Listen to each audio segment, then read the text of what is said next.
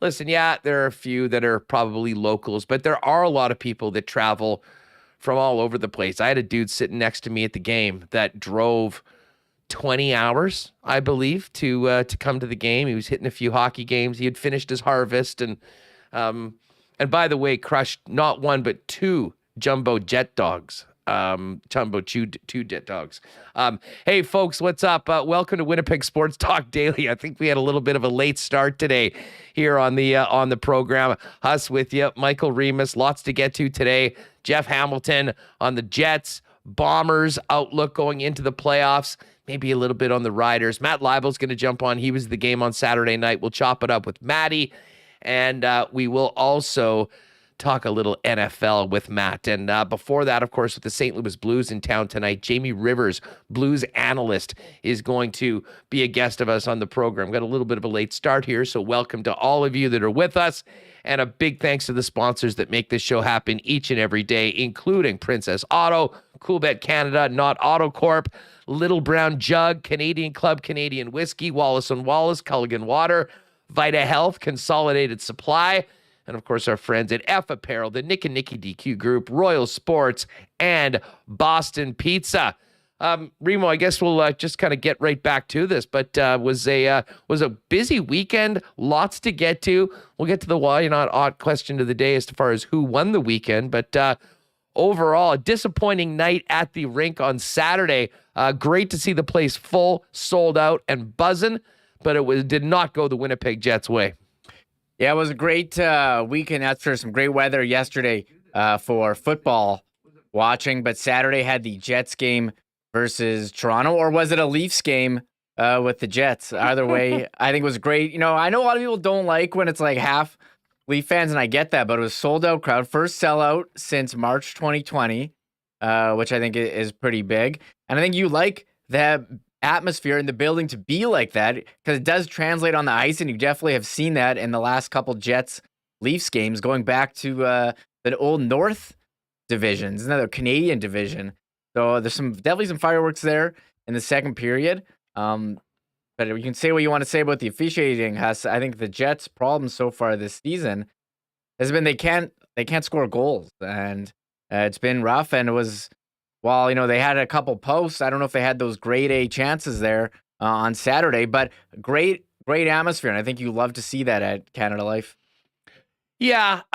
Listen, as far as the way the game went, listen, I thought the Leafs were the better team and they deserved to win. Pretty simple. I know there was a lot made of the refereeing and some of the calls, and that's going to probably even out over the course of the year. Did not like that hit on Cole Perfetti later on in the game that was not penalized, and I think that the very contentious interference penalty on Josh Morrissey was another question. And Mason Appleton might have been the most pissed off guy in the building on the alleged pick on one of the Leaf goals. But you're exactly right, Remo. I mean, when you go back and watch the game, I thought the Leafs did a really good job of limiting the Jets' quality scoring chances. And, there were a few. You mentioned the post. Blake Wheeler had that one great play where he managed to get it out past the net and seemingly have an open net, wasn't able to shoot it in. But for the most part, the Winnipeg Jets, were not able to get in the position to really create the true high danger scoring chances that you need to score in the National Hockey League. And listen, it's still very early, but there's no doubt about it. They got to get more from that top line, and they have to figure out a way for Kyle Connor to be put in more space and opportunity for him to get that shot out and get that shot out quickly. And it does seem like it's a little bit of a work in progress for the club. And man, tough test tonight, going right back at it against the St. Louis Blues, who completely shut down Connor McDavid, and the Edmonton Oilers of all teams shutting them out 2-0 on the weekend. Yeah, Kyle Connor off to a slow start. If you took him first round in your fantasy league, probably not happy with what you've been getting so far. 1 goal, which was an empty net goal, 1 assist and 2 points in 5 games. Not very Kyle Connor-like numbers, and the Jets want to have some success. He's got to get on the board scoring goals, and I've seen comments in the chat already. I don't know if we're at must-win territory here at game 6? Game 6. Yeah, Game 2 and 3. 2-3. So, I mean, you don't want to go to 2-4, and this is a divisional opponent, a big one. So, I don't know if it's a must win, but it would be great if they did get the win before heading out on the road. And power play and penalty kills, we mentioned power play, Huss. I mean, they're near the bottom third of the league, 14.3%. That was something they had talked about in training camp. And again, small sample size, so these things could turn around very quickly if you have one good game. But penalty kill as well, a factor. The Jets sitting 26th in penalty kill. Again, small, very, very small sample size, but these are just things from the training camp they said they wanted to improve on, and we haven't seen that yet. And we'll probably need a couple more games before we can get a real read, but I'm seeing some people that have watched the team so far, and it feels like similar to what we've seen in the past. But another game tonight against the Blues, we're off to a very strong start on their end. Yeah, I mean, listen, I don't know about you. I mean, I was optimistic about the season, but I didn't expect the Jets to come out of training camp looking like the Colorado Avalanche in game 1 of the year. They've had a couple nice wins. I mean, the win against the Rangers and, of course, the one against Colorado. Certainly, I mean, you need to have those, and those are two good teams that the Winnipeg Jets beat. But they've also had, losses now to Dallas, Vegas, and the Toronto Maple Leafs. And I think we knew that these first 10 games were going to be really, really tough for the Winnipeg Jets, and that they need to find a way to grind out some points. And that's why, to me, Remo, this game this evening is so important. I didn't like the way the Jets looked in their first head-to-head divisional matchup in Dallas against the Stars. And I think the Stars did a lot of things to the Winnipeg Jets that the St. Louis Blues are going to try to do. That's limit the time and space. That's be incredibly aggressive on the forecheck. The Jets did not really react to that very well for the majority of the Dallas game. And then there is everything coming out of the game again on Saturday night with needing the ability to get into those dirty areas and, as Rick Bowness said earlier today, generate maybe a greasy goal or two when things aren't looking just the way you draw them up on the board. But just before we get to everything about tonight's game, some real concern about Rick Bowness today at the morning skate and at the presser afterwards. And, we won't play this, but I'm sure many of you have seen the reports coming out of the Matt Frost Media Center. It was a very unusual situation where Rick Bowness, who, of course, missed the first 4 games battling COVID, was back behind the bench for the Jets for the first time this year on Saturday night. Met the media after the morning skate today. And we'll talk about some of the things that he did say, including, needing the special teams to be better and certainly needing to generate more offense. But I think everyone right now holding their breath and a little bit concerned for the new head coach of the Winnipeg Jets, because Remo, as he was replying to one of the questions of the media, he had to pause. He took a long pause and a minute, and apparently, as the Jets reporting, had some dizzy spells, looked almost a little disoriented for a moment, soldiered through to take another question from Kelly Moore of 680 CJOB, and then abruptly said he had to go. I would say that there is certainly questions about Rick Bowness and how he's feeling and whether he'll be on the bench tonight.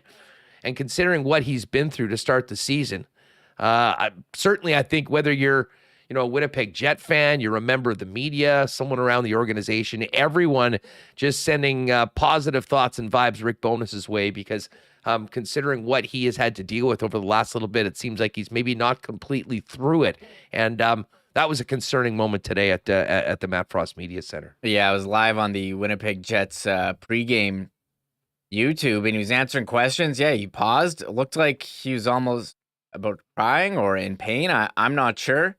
Finished the answer, and then Kelly Moore's like, hey, if you need to take a break, we can cut this short. And he tried to power through and eventually had to cut it short. Mike McIntyre reported he was suffering from dizzy spells this morning, and he got checked out by the medical staff. Status for the game tonight, unclear, but apparently he did insist on doing the availability before, but it was clearly not 100%, and you hope everything is okay. He gets checked out, and we're wishing him all the best. It's definitely a bit concerning seeing that from the Winnipeg Jets head coach. I guess dizziness, after effects from having dealing with the COVID, and hopefully he's he's better as soon as he can be. That was tough to watch us. Yeah, it really was. And I mean, no need to play it. I mean, I think it's probably something that in retrospect for the team, maybe, Bones a couple more days in bed. I mean, listen, I'm not sure. I'm not a doctor and we don't know. It just, bottom line is, it was a concerning scene today. And we certainly hope that whether he's on the bench tonight or not, there's some things more important. And certainly Rick Bowness, how he's feeling, his personal health is the first thought, I think, of everyone close to the team and everyone that follows the Winnipeg Jets right now. As far as the game goes tonight, though, we are going to see, it looks like pretty much the same lineup, although a little bit of a change. Sam Gagner is going to be moving up with Lowry and Barron. David Gustafsson centering Axel and Menelainen. And Menelainen was actually working out as an extra this morning, but then there was Dominic Toninato doing more work afterwards. So it will be Menelainen in, not playing on that big, beefy third line. Then we'll see a little bit more of Axel Jonsson-Fjällby and David Gustafsson as well. But let's face it, when we look at this game tonight, if the Winnipeg Jets are going to get the result that they want, we're looking straight at those top two lines. Scheifele, Connor, Mason Appleton right now filling the spot of Nikolai Ehlers, who we hope to be back later this week, and Perfetti, Dubois, and Wheeler. I'll say this about Dubois. If he comes with the same level of piss and vinegar that he had on Saturday night, I think that'll bode well for the Winnipeg Jets, because St. Louis is bringing a lot on their side of things, Reem. Yeah, St. Louis, they're off to a great start, and PLD, I don't know if you saw us, he was in chat, and he's looking for the person who called him out on Friday's show, and he did have a nice game on the weekend, and PLD's had that rivalry with the Maple Leafs going back to with Columbus in the playoffs, and he's definitely brought it out while with the Jets. Mentioned Cole Perfetti, he's been looked pretty strong on this second line, however, keeps getting hit from behind here. What's going on? Going back to the preseason when Nazem Kadri boarded him in the third period of the end of a preseason game was one of the most ridiculous hits, and you got the hit again on the weekend. There's been a couple others. I'm not sure what to do. Maybe the NHL could call a boarding penalty and care about the safety of some of their players. You saw a couple of Jets jumping in right away on Saturday.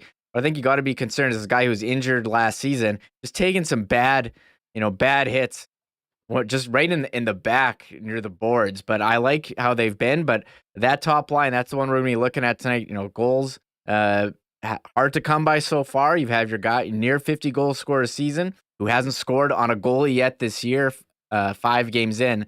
So you hope that Connor, Scheifele, Appleton can get on the board. And the D pairs, Dylan Samberg skated in a non-contact jersey, and they hope he's going to be available on the road trip. Logan Stanley still in here with Morrissey, Pionk, Dylan Schmidt, Stanley, DeMello Hellebuck getting the start. And it will be Thomas Greiss for the Blues. Yeah, you mentioned Dubois, and I know BA said PLD was a beast last game.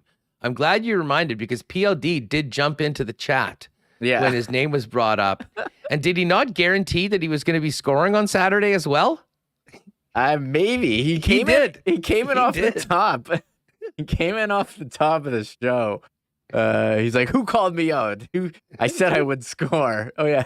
He said, where's that guy who said on Friday they needed more from me? And he definitely stepped up there. So. Well, and he stepped up, and he was also the first guy to jump in when Cole Perfetti got whacked in the back in that game. That was one of those contentious hits that many of us thought was boarding right now. So he was certainly engaged. He seems to get up for those sort of games under the bright lights, Hockey Night Canada.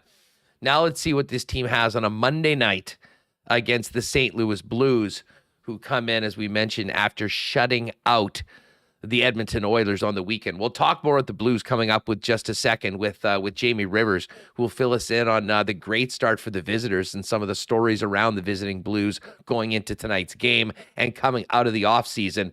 And then we'll dive into a little bit more Jets talk and maybe a little bit more Bomber talk as well with Jeff Hamilton. Speaking of the Canadian Football League, though, Remo, it's going to be a very dull Week 21 in the league. A number of teams going through the motions and then getting ready for next year, and garbage bag day next Monday.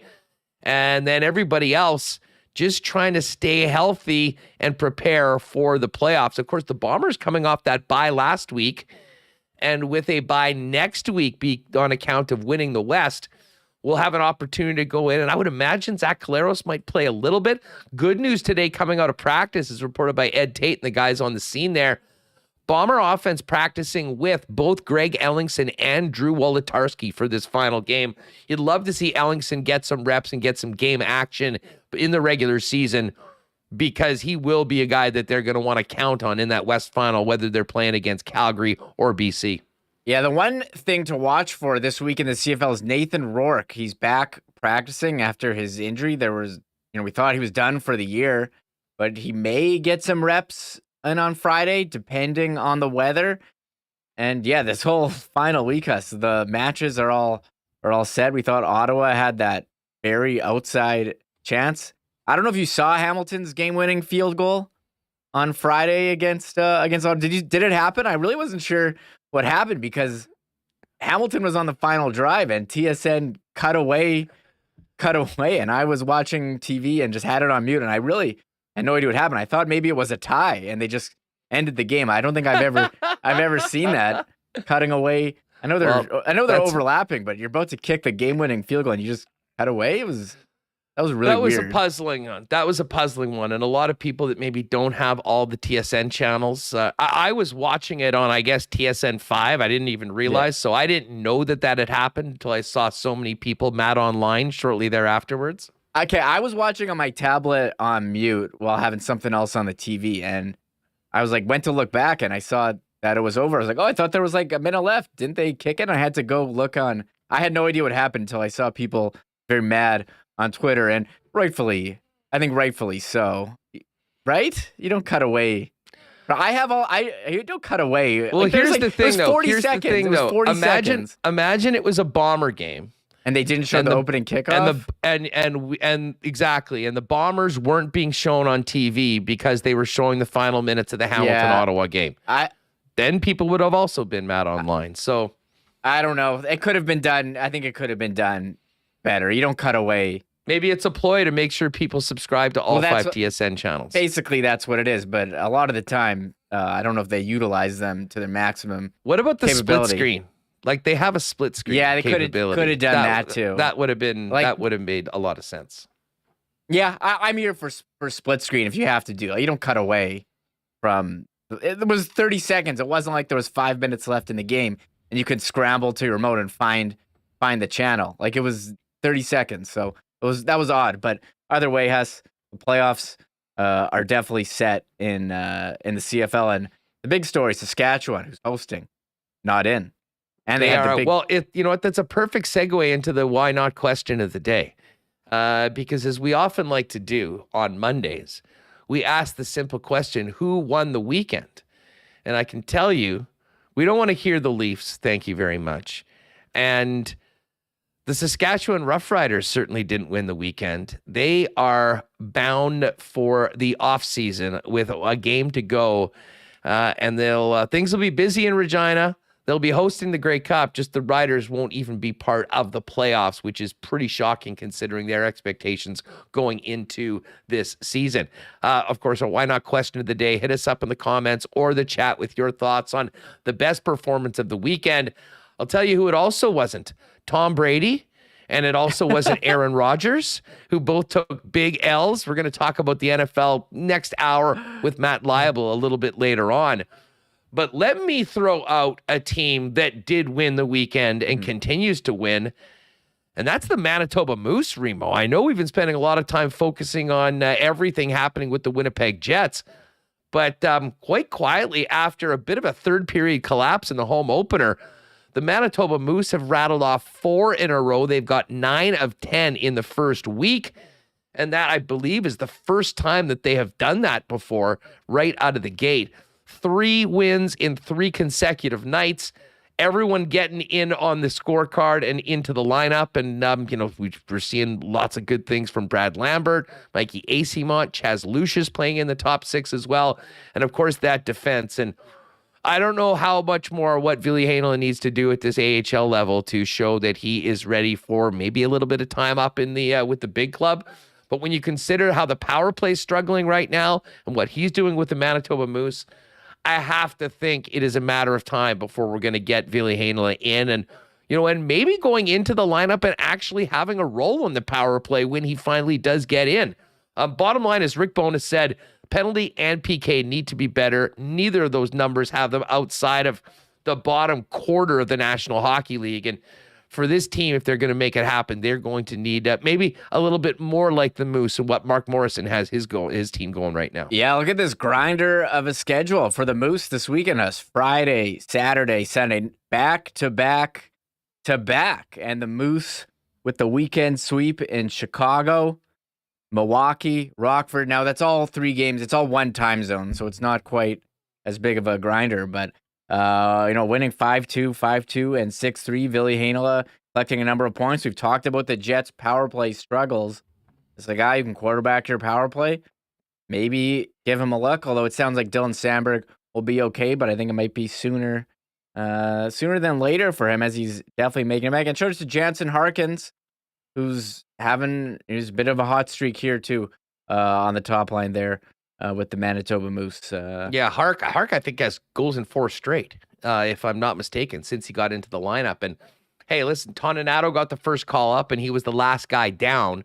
So at forward, I would presume that Toninato and Harkins are the guys that they'll lean on. But and we're seeing some of the young players, I think, move more and more into the mix, that at some point this season they could be options. And obviously the conversation that never ends around here on what's happening with the Winnipeg Jets blue line. Ville Heinola, monster weekend. Declan Chisholm looking amazing as well right now. And, depending on what happens with this blue line and where the Winnipeg Jets are, and if they can get some wins and, maybe calm everything around, that'll be good. If not, wouldn't be surprised. And I would love, frankly, personally, to see maybe Ville get an opportunity coming up at some point. Bottom line is it won't be tonight as the Jets take on the St. Louis Blues. And we're going to get to the latest on the Blues in just a minute with Jamie Rivers. Before we do that, I got to give a big shout out to our friends at Consolidated Supply. And by the way, the guys did a great relaunch of the website. Pop on over and check it out right now if you want to know on everything that they have. But Consolidated Supply, over at 1395 Niagara Road East, your first choice for irrigation, lawn issues, as well as golf, lawn, garden to golf. They've got the highest quality products and exceptional customer service. Obviously, golf cars as well, new and used, commercial club cars, one-off. You want a special one for you that you can trick out and use the campsite throughout this season, as well as larger ones for industrial purposes. They're the club car dealer in Manitoba. They have got them all. Hot tubs, outdoor kitchens. They also handle small engine parts as well. So listen, I've got a lot going on over Consolidated Supply. Give Spicy and Joe a call right now on what they can do for you. And you can find out more online, again, at their new website, which has just been relaunched at cte.ca. I'm going to give a big shout out to our friends at Vita Health Fresh Market as well, who've got great prices on natural organic supplements, beauty products, and groceries, and Winnipeg's largest assortment of local products too. And with the kids back in school and viruses popping around, great immunity products like vitamin C and D for the whole family, and great school-friendly snacks and lunch items for the kiddos. And hey, for those of you that are on the run, also you can stop off at any of the 7 Vita Healths and get great, delicious, and healthy salad, soup, sandwiches from the grab-and-go deli and more. Vita Health Fresh Market, empowering people to lead healthy lives with 7 Winnipeg locations, including the newest store in Linden Ridge, and online at myvita.ca. And hey, our friends at Wallace & Wallace want to remind you not to forget your garage door as you're working through your home winterization list. Summer rain, dirt, and dust can stain your door, so a quick pressure wash or hose down with a mild soap or detergent will not only brighten up your home's curb appeal, but also protect the life of your door. And if it isn't closing properly, be sure to check that your photo eye isn't blocked, dirty, or misaligned. If it's noisy, be sure to lubricate your rollers and hinges with a high-quality lithium or silicone-based grease. Don't use WD-40 as it can cause problems as temperature drops, and don't lubricate nylon rollers. Hey, and you can also call Wallace & Wallace and take advantage of their winter maintenance program. It's their version of a medical checkup for your door. It'll get the full rubber glove treatment. Their technicians will poke and prod their way through a 21-point checklist, making sure your door is ready for the winter ahead. To book your service call, go to wallacedoors.com or give them a call at 452-2700, and you can always pop by in person at their showroom over on Lawson Road. All right, Jeff Hamilton with the latest on the Jets. We'll talk a little Bombers as well with him later on. Leibl was at the game on Saturday, get his thoughts on the club and talk NFL. But right now, let's welcome in Blues analyst and former St. Louis Blue, Jamie Rivers, to look ahead to tonight's 7 p.m. puck drop between the Jets and the undefeated visiting division rivals. What's up, Jamie? Thanks for doing this. Yeah, anytime, guys. I love being on here with you guys, so it's always a good time. We were just joking off air that, it took a while for the season to start for the Winnipeg Jets, and the Jets played their opener, which was the Rangers' third game of the season, and the Blues still hadn't played so far, but it took a little while. But man, 3-0 so far. I guess no complaints in Bluesville. Yeah, no complaints. I do know the players would have rather get a few more games under their belt early. It was interesting, much like you guys. It was very interesting to start the season against a team that was playing 3 and 4 nights, and that's what happened with the Blue Jackets here for the Blues' first game of the season. But no, the Blue Note, those guys are playing pretty well right now. Jordan Binnington, for me, is the story. He's been fantastic. He was incredible down the stretch last year and into the playoffs when he was called upon. And he's picked up right where he left off. It looks like he's 100% healthy and ready to go. You guys know, you have an elite goaltender that can keep you in any game or steal you games. That's a huge part of winning in the NHL. Well, a little bit of a different situation for Binnington as well. I mean, listen, there is an established backup in Thomas Greiss. I'm not sure how much we'll see him considering the way that he started. But last year, he was really pushed by Ville Husso, wasn't he? And what did that do to Binnington? And how did that maybe prepare him to be the horse once again this season? Well, Jordan Binnington's had the crazy road to the NHL. We all know the history of playing in the minors down in the East Coast. He got loaned to a different organization's team while still property of the Blues. Then he gets called up, gets his chance, wins a Stanley Cup, figures, hey, I'm here to stay now. Well, you're never here to stay in the NHL unless you're performing. And, so Ville Husso, he was earmarked to be the goalie after Jake Allen, but he was injured, and Jordan Binnington kind of leapfrogged him in 2019 to take that spot from him. Well, Ville Husso's just continued to be a really good goalie in the meantime. And last year, he played very well. Obviously, he was great. And so that pushed Jordan Binnington into a backup role. He wasn't happy about it. Now, not like unhappy to where he wore it in the locker room and his teammates knew. No, he's a competitive guy. He's a fiery guy. And he was unhappy from the standpoint of, I feel like I've lost my job. I need to get it back. And he started to, go back to square one and work with the goaltending coach and work with the other coaches. And he scratched and clawed his way back to where it was at. It was a coin toss with the Wild when they started that series. Is it Husso or is it Binnington? They went with Husso, very short leash on that one. And then they flipped the script to Binnington, and he hasn't looked back since. So bit of a different look again with Thomas Greiss coming in here. But I don't think Jordan Binnington ever wants that feeling again, like he's on the outside looking in. Well, and on a bit of a heater coming in here. I mean, it's one thing to throw up a goose egg in the NHL. It's another thing to do it on the road against Connor McDavid and Leon Draisaitl. Fill us in on what we missed if we didn't see that game on the weekend. The Blues, the first couple of games, Craig Berube was not thrilled with their defensive zone play. He said it's just kind of sloppy. There were turnovers. There were bad puck decisions, and something we got to tighten up, which obviously when you play very few games, it's hard to have that in-game, as far as transition to playing solid defense. So it's a lot of video, a lot of talking, a lot of, the coaches board.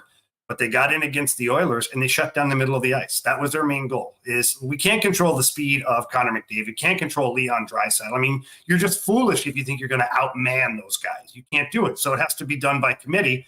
And the Blues with 5-man units went out there, used good angles, made sure they protected the middle of the ice and had layers of defense so that even if one guy got beat, there was somebody else that was there as a safety net. And when all hell broke loose, they were into shot blocking mode. Block the shots at all costs. And then Jordan Binnington was great as well. He didn't give up any meaty rebounds. There's no need for highlight reel saves. He was just quiet in the crease. So that was the formula for success against the Oilers the other night.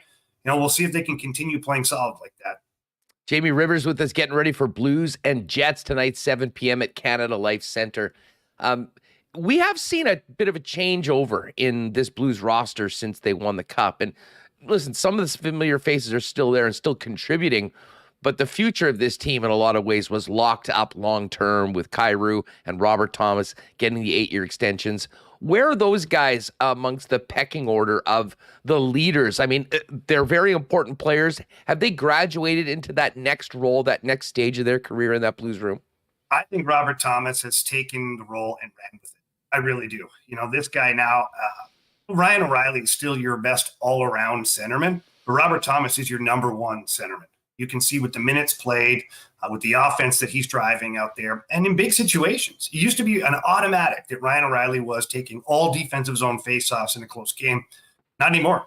The other night, goalie pulled for the Oilers. It's Connor McDavid against Robert Thomas in the right side circle on his backhand taking that faceoff. That's how much confidence Craig Berube and the Blues have in Robert Thomas right now, and he hasn't disappointed. He's doing great. So I think Robert Thomas, especially too with the media, it's weird how guys develop a bigger relationship with the media as they become bigger leaders in the locker room. And so you're seeing a lot more FaceTime now for Robert Thomas. A lot of things are being deferred to Robert Thomas, where it used to be David Perron, Ryan O'Reilly, Alex Pietrangelo when he was here, Alexander Steen. You go back and now it's Robert Thomas's turn to kind of, take that baton and run with it.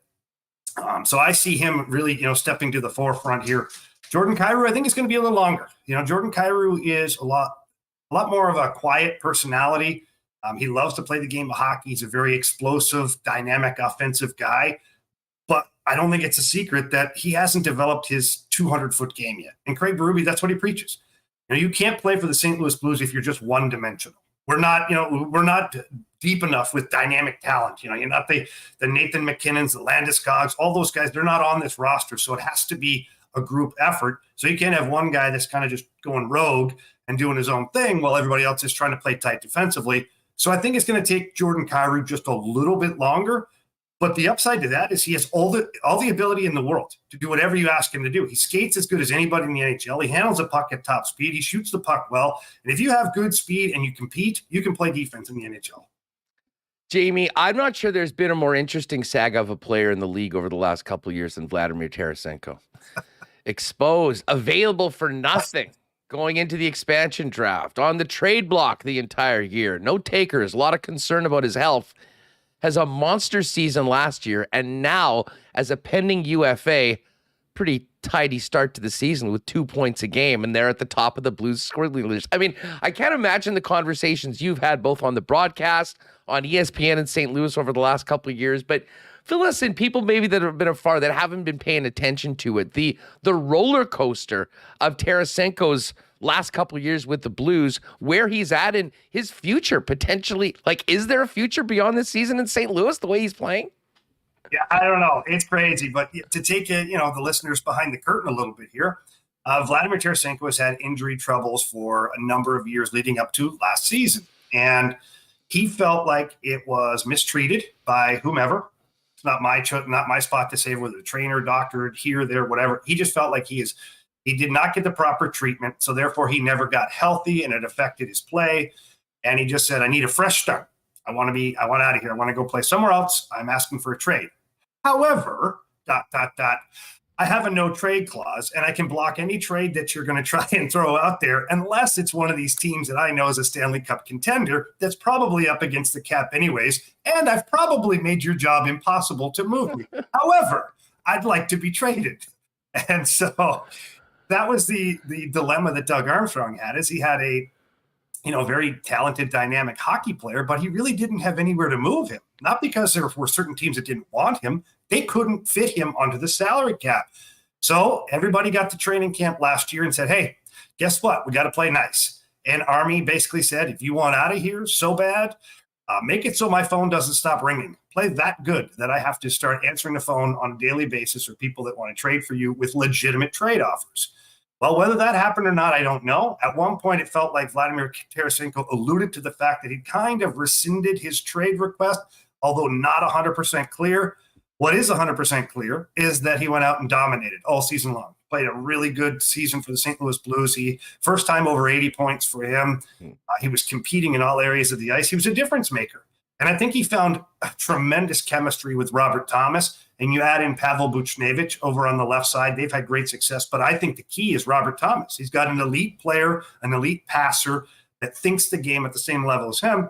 And they had great success last year. And that has literally carried them over into this season to where they're having the same success. They're buzzing around out there. They're as good a duo as almost anybody in the NHL. I'm not going to get carried away here and say Connor McDavid and Leon Draisaitl. However, I do put those two guys in the top 5 of duos in the NHL, and that speaks volumes as to how they're playing. So what the future looks like, I have no idea. Vladimir Tarasenko is at well over 2 points a game right now. If he ends up in the 90 to 100 point range, he's going to command a lot of money on the open market. I don't think the Blues have the salary cap space in order to bring him back here, but stranger things have happened in this NHL. Well, there's no doubt about that. And I think I'm sort of with you. I think he played so well. He made himself almost took himself off the trade market with what the Blues were trying to do last year.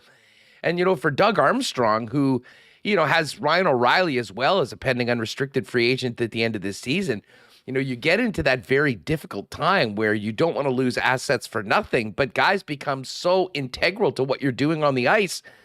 You pretty much either have to roll the dice at the end of the season or figure out something during the year that doesn't involve packing bags. Yeah, so the Blues are in a tough spot here, obviously. They've got Vladimir Tarasenko and Ryan O'Reilly, both unrestricted free agents next year. You literally almost have to pick one or the other. Now, from a culture standpoint of what you've built your team around here in the last couple of years, it would seem like Ryan O'Reilly is the automatic choice here. Plus, I don't think he's going to ask for as much on the open market as Vladimir Tarasenko. He currently makes 7.5. I think Ryan O'Reilly probably has to take a little bit of a haircut in his next deal, whereas Vladimir Tarasenko, he might want to stay at the $7 to $8 million range. So that might make the choice a little easier for the Blues. I'm actually a little surprised that Ryan O'Reilly hasn't been extended already. Doug Armstrong's got a way of doing things around here. Quite honestly, it scares me a little bit because you had Alex Pietrangelo, who coming off a Stanley Cup championship at the time, one of the top 5 defensemen in the NHL, and just let him walk. You thought for sure this is a marriage that's going to be forever. Alex Pietrangelo will retire as St. Louis Blue. Well, not the case, at least not right now anyways. David Perron, kind of the same thing. Now, David Perron kept finding his way back to St. Louis. Every time they trade him, he just kept coming back. He loves it here so much. So you figure, okay, this is a match made in heaven. He's going to stick around. He wants to be here. His kids started school and hockey here. Well, not the case. It turns out that ultimately there was no deal to be had. Doug Armstrong walks away from the player. The player goes and signs in Detroit. So when you think it's an automatic, it's not around here. So when I think of Ryan O'Reilly, I think that it's an automatic. I almost get more nervous than anything because I feel like every other time I felt this way, it hasn't worked out to where the player has stayed. So I still hope that cooler heads prevail. I still hope that both sides find somewhere in the middle where they can have a 2 or 3 year marriage beyond this season, because I think Ryan O'Reilly is a massive part of this organization. Jamie, speaking of the blue line, how's it looked so far? They certainly, got over Alex Pietrangelo, but it's a very different blue line. I mean, you don't have a guy playing 31, 32 minutes a night. How they've been so far, and who's Berube leaning on the most? Well, it started out a couple of years ago where Doug Armstrong said, Colton Parayko's now the alpha dog. That is a direct quote from him. And Colton Parayko, since that point, he's kind of struggled to find a partner. He had Jay Bouwmeester, and then we all know what happened with Jay Bouwmeester. He had the unfortunate heart incident in Anaheim, and he had to retire and whatnot. Well, they've been trying to fill that void ever since to get Colton Parayko back to that shutdown defenseman that they know he can be. Well, they finally got Nick Leddy last year at the trade deadline, and Nick Leddy, he checks all the boxes when it comes to a guy that plays well with Colton Parayko. So that duo has been very, very good so far this season. And for me, though, the best defenseman all around has been Justin Falk. This guy has been a machine 2 years in a row now where he's played very, very well for the Blues. And it was tough his first year. Alex Pietrangelo was still here, kind of an awkward situation. He was playing either third pair right side D or top 4 left-handed side as a right-handed shot. He didn't have a spot per se. Well, as soon as he had a spot, he's taken the ball and run with it. And he's great. He's their best overall defenseman. He plays solid defensively, blocks shots. He's physical. He jumps up into play. Heck, he's already got 3 goals so far this year. He's been outstanding. And then Torrey Krug to round out the top 4. He's still one of the best power play quarterbacks in the NHL. He is. He moves the puck so well. He thinks the game at a level that Most guys don't. And the Blues power play, it's a direct reflection of how good Torrey Krug is. The last 2 seasons, they've been in the top 5 and in the top 3 last year. And right now, they're still clicking at a pretty good pace. So the Blues top 4, I would put them up against most teams in the NHL. Their bottom 2, well, that's what you want. You got a couple of big bruisers. You got Mikko Mikkola and Robert Bortuzzo, some sandpaper there. The big boy, Mikkola, he had 8 hits against the Oilers the other night, and he's playing nasty and making it tough on the opposition. So, overall, 1 through 6, I'm really happy with this team. Jamie, we've talked about some of the guys that get a lot of the headlines within St. Louis and the more household names, but for fans that are going to Canada Life Center tonight or turning the game on to watch the TV, is the player or 2 that we might not have seen or heard of before that we should be paying attention to that will be impactful Blues this season? Knowing the fans in Winnipeg the way I do, have a look at Jake Neighbors. This guy, this young kid he's the Western Canadian kid. He goes to the net hard. He finishes his hits. He'll drop the gloves if he has to. He's got the silky mitts when need be. He's just a lot of fun to watch out there, a lot of energy for sure. And another guy, Braden Shen. And I know he's a household name and he's a good old Sasky boy as well, but he's fun to watch. He crashes and bangs out there. He's a lot like Jake Neighbors. You're going to get a lot of physicality. And you got a guy that competes extremely hard. Obviously the big names, the marquee names, Robert Thomas, Vladimir Tarasenko, Jordan Kyrou. Have fun watching those guys because you never know what can happen next. They're so amazing and so talented that they never disappoint. Well, and I guess Shen, the versatility of Braden, on display tonight, because with Buchnevich out for another game, he'll just slide up with Tarasenko and Thomas, and not a bad spot to be in. Yeah, no, he's great for it too, because, he understands his role on that line. He understands that he's the hunter out there. He's got to go and get on the forecheck and create separation, create the turnover and grind down low, get those guys the puck and then get to the front of the net. He's smart enough to identify that. And the Blues are deep enough. What a luxury to have, the ability to put Ivan Barbashev at center ice in your third line. And when you move Braden Shen up and down your lineup, the Blues have a lot of guys in their top 9 that can play almost everywhere. Heck, they have a couple of guys in their fourth line. If an emergency happened, those guys could play up the roster as well. But no, I love Braden Shen. He's one of my favorite players to wear a blue note, and certainly always a good time watching him. Jamie, not too sure how much of the Jets you've seen this year, but just thoughts on them going into this season and early on from elsewhere in the Central. It's interesting. Kind of keeping an eye on them. It's under new leadership. Obviously, Rick Bowness. I've known Bones for forever. He's the guy that's been in the NHL for I don't even know how long. But he brings a different look to the team, a different attitude. Obviously, you've got the captaincy that's been moved around. I don't know exactly why or what happened there. I thought Blake Wheeler was doing an okay job. Maybe it'll help him. Maybe it'll help him just focus on playing hockey. I know Mark Scheifele is a leader as well there. So I'm anxious to see those guys get after it. Overall, just anxious to see the team play under Rick Bowness. Elsewhere in the Central, there has been some interesting starts. First of all, Minnesota. Minnesota gave up 20 in their first 3 games, and then finally got that win over the Vancouver Canucks. And listen, I don't think anyone's expecting very much from Arizona or really Chicago, but it leaves the rest of the group. I think we all sort of agree that Colorado is the team to beat. A very interesting battle, really, for teams 2 through 6 when it comes to this division right now. Yeah, it's a race for second. I think that's the best way to look at it. Certainly, if you can stay right on the heels of the Avalanche and for some reason compete there, well, obviously you're going to. But in my eyes, it's a race for second. And the teams that were in that bucket were, the Blues, the Predators, the Wild, the Jets. These are guys that you're like, okay, I expect these guys to all be battling tooth and nail for that spot. A couple of bad starts for some of those teams, and it makes a difference. And you jump out ahead. The Blues have been playing pretty well, and I know that the Predators, are getting going. You guys are getting going. The Wild have not played very well at all. So, it's like I said, it's a race for second in that division. But the Central Division is always an absolute gauntlet to play. Even with the lower bottom teams, the bottom feeders, all those guys are competing hard for jobs. And here in St. Louis, whenever we play the Blackhawks, it's always a tough game. Jamie, this is a heck of a lot of fun. It should be an interesting game tonight. Always a lot of energy on the ice when these two teams, very familiar foes, get together, and this will be game 1 of the season. Thanks so much for doing this. Hopefully we can catch up again later on this season. Anytime, guys. Thanks for having me. All right, good stuff with Riv. Always fun talking to Jamie, one of the great members of that St. Louis media group, and obviously knows a thing or two about the game, having been a longtime NHLer as well. All right, Jeff Hamilton coming up in just a couple of minutes. Don't forget, Why Not question of the day is up. Who won the weekend? The best, not the worst, the best of the weekend. We talked a little bit of what the Manitoba Moose did. Of course, the Winnipeg Ice continue their winning ways. And plenty of goodies, well, and the good, the bad, and the ugly from the weekend in the National Football League. Hit us up in the comments of the YouTube channel. And what was another great thing that happened on this weekend was the big Tesla event through today over at Not Auto Corp. Of course, Not and the gang have been the leaders in Tesla sales for about 10 years here in Winnipeg with My Tesla Winnipeg. And big event on the weekend with $1,000 financing credit or gift cards.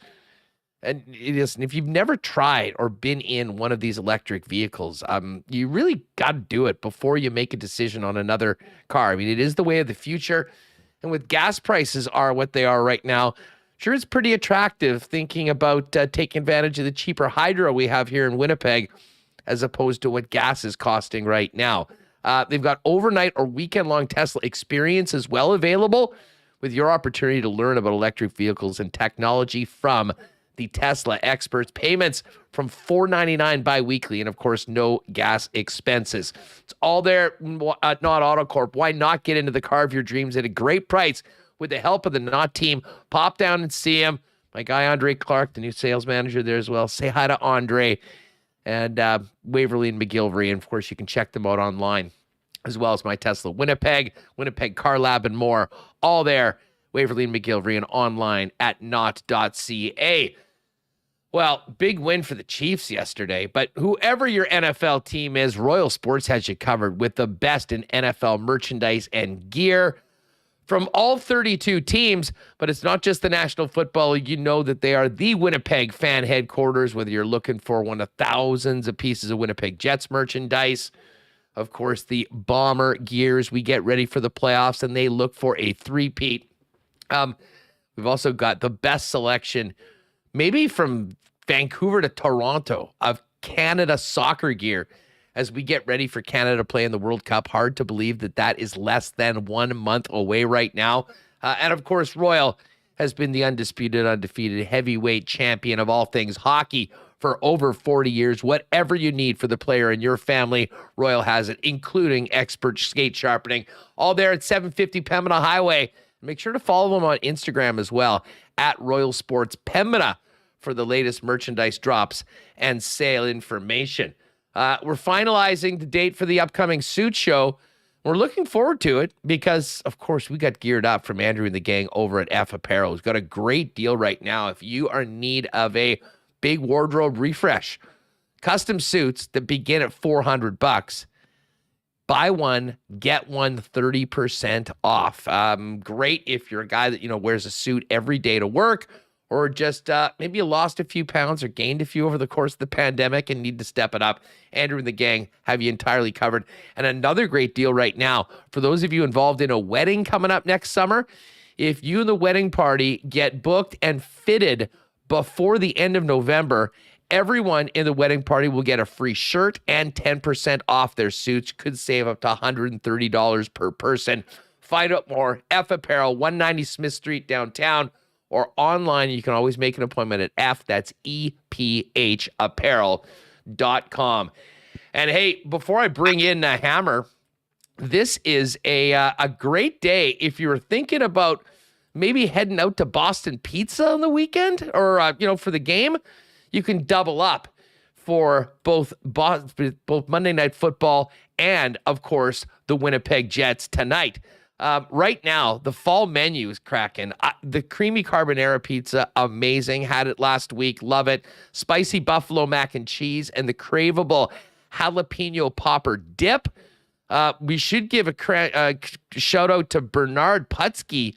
Bernard won the grand prize win of the first of two trips. He's heading to Vegas for an amazing long weekend with the Golden Knights on Saturday, then the Raiders-Colts game Sunday.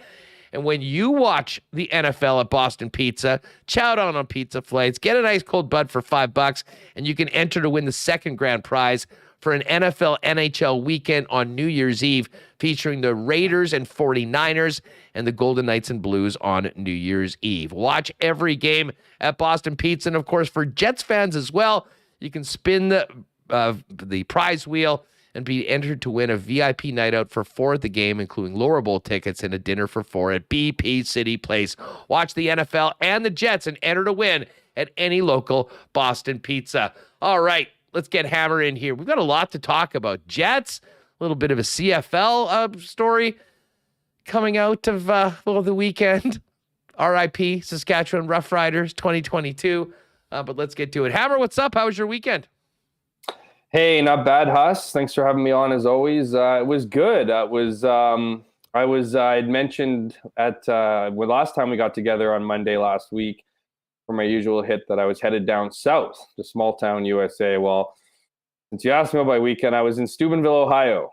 I was at the hometown of Zach Claris, trying to figure out where it all began for the Bombers QB for an upcoming profile I'll be doing on Zach in the coming weeks. So I was down in what they would call Big Red country out in Steubenville, Ohio, where Zach played for the Steubenville High School Big Red. For anyone that doesn't know his history there, as impressive as he's been with the Bombers with a 31-4 record as a starter, he was 30-0 in his 2 seasons as the quarterback for Steubenville High School, leading the team to 2 of its 4 state championships. So certainly a well-known guy there of a town of 15,000. So I got the full Steubenville experience through the weekend, and I look forward to, putting that together over the coming weeks here, getting ready for you get to the some Friday night lights there in Steubenville? I did. I went to Friday night lights with the whole band and everything. It really is very much like out of the movies or out of the TV shows. The whole town bleeds red, Big Red that is, and it was certainly an experience. So to be able to steal some time with some of Zach's former teammates, and still friends, to talk to family, to talk to teachers, to talk to coaches, anybody really, was a great experience. And as I said, I look forward to putting that piece together for the readers. Well, that'll be perfect. And hopefully Zach has a couple more wins up his sleeve and a 3rd championship for the Winnipeg Blue Bombers. Listen, I want to get to the Jets, but while you mentioned football, the Riders are done. You had some great tweets on the weekend talking about what's happened to Saskatchewan. Yeah. Listen, I'm surprised. I didn't think that they would be this bad this year, especially after the start that they had. But it has just been, been like a slow swirl around the bowl before officially being flushed out on the weekend. We know who's going to be playing in the playoffs right now, but what do you think the aftermath of this is going to be in Riderville, missing the playoffs in a year that they're hosting the Grey Cup? I mean, this is almost rock bottom for a team that may not have won a ton, but, has been competitive and had very high hopes for this year.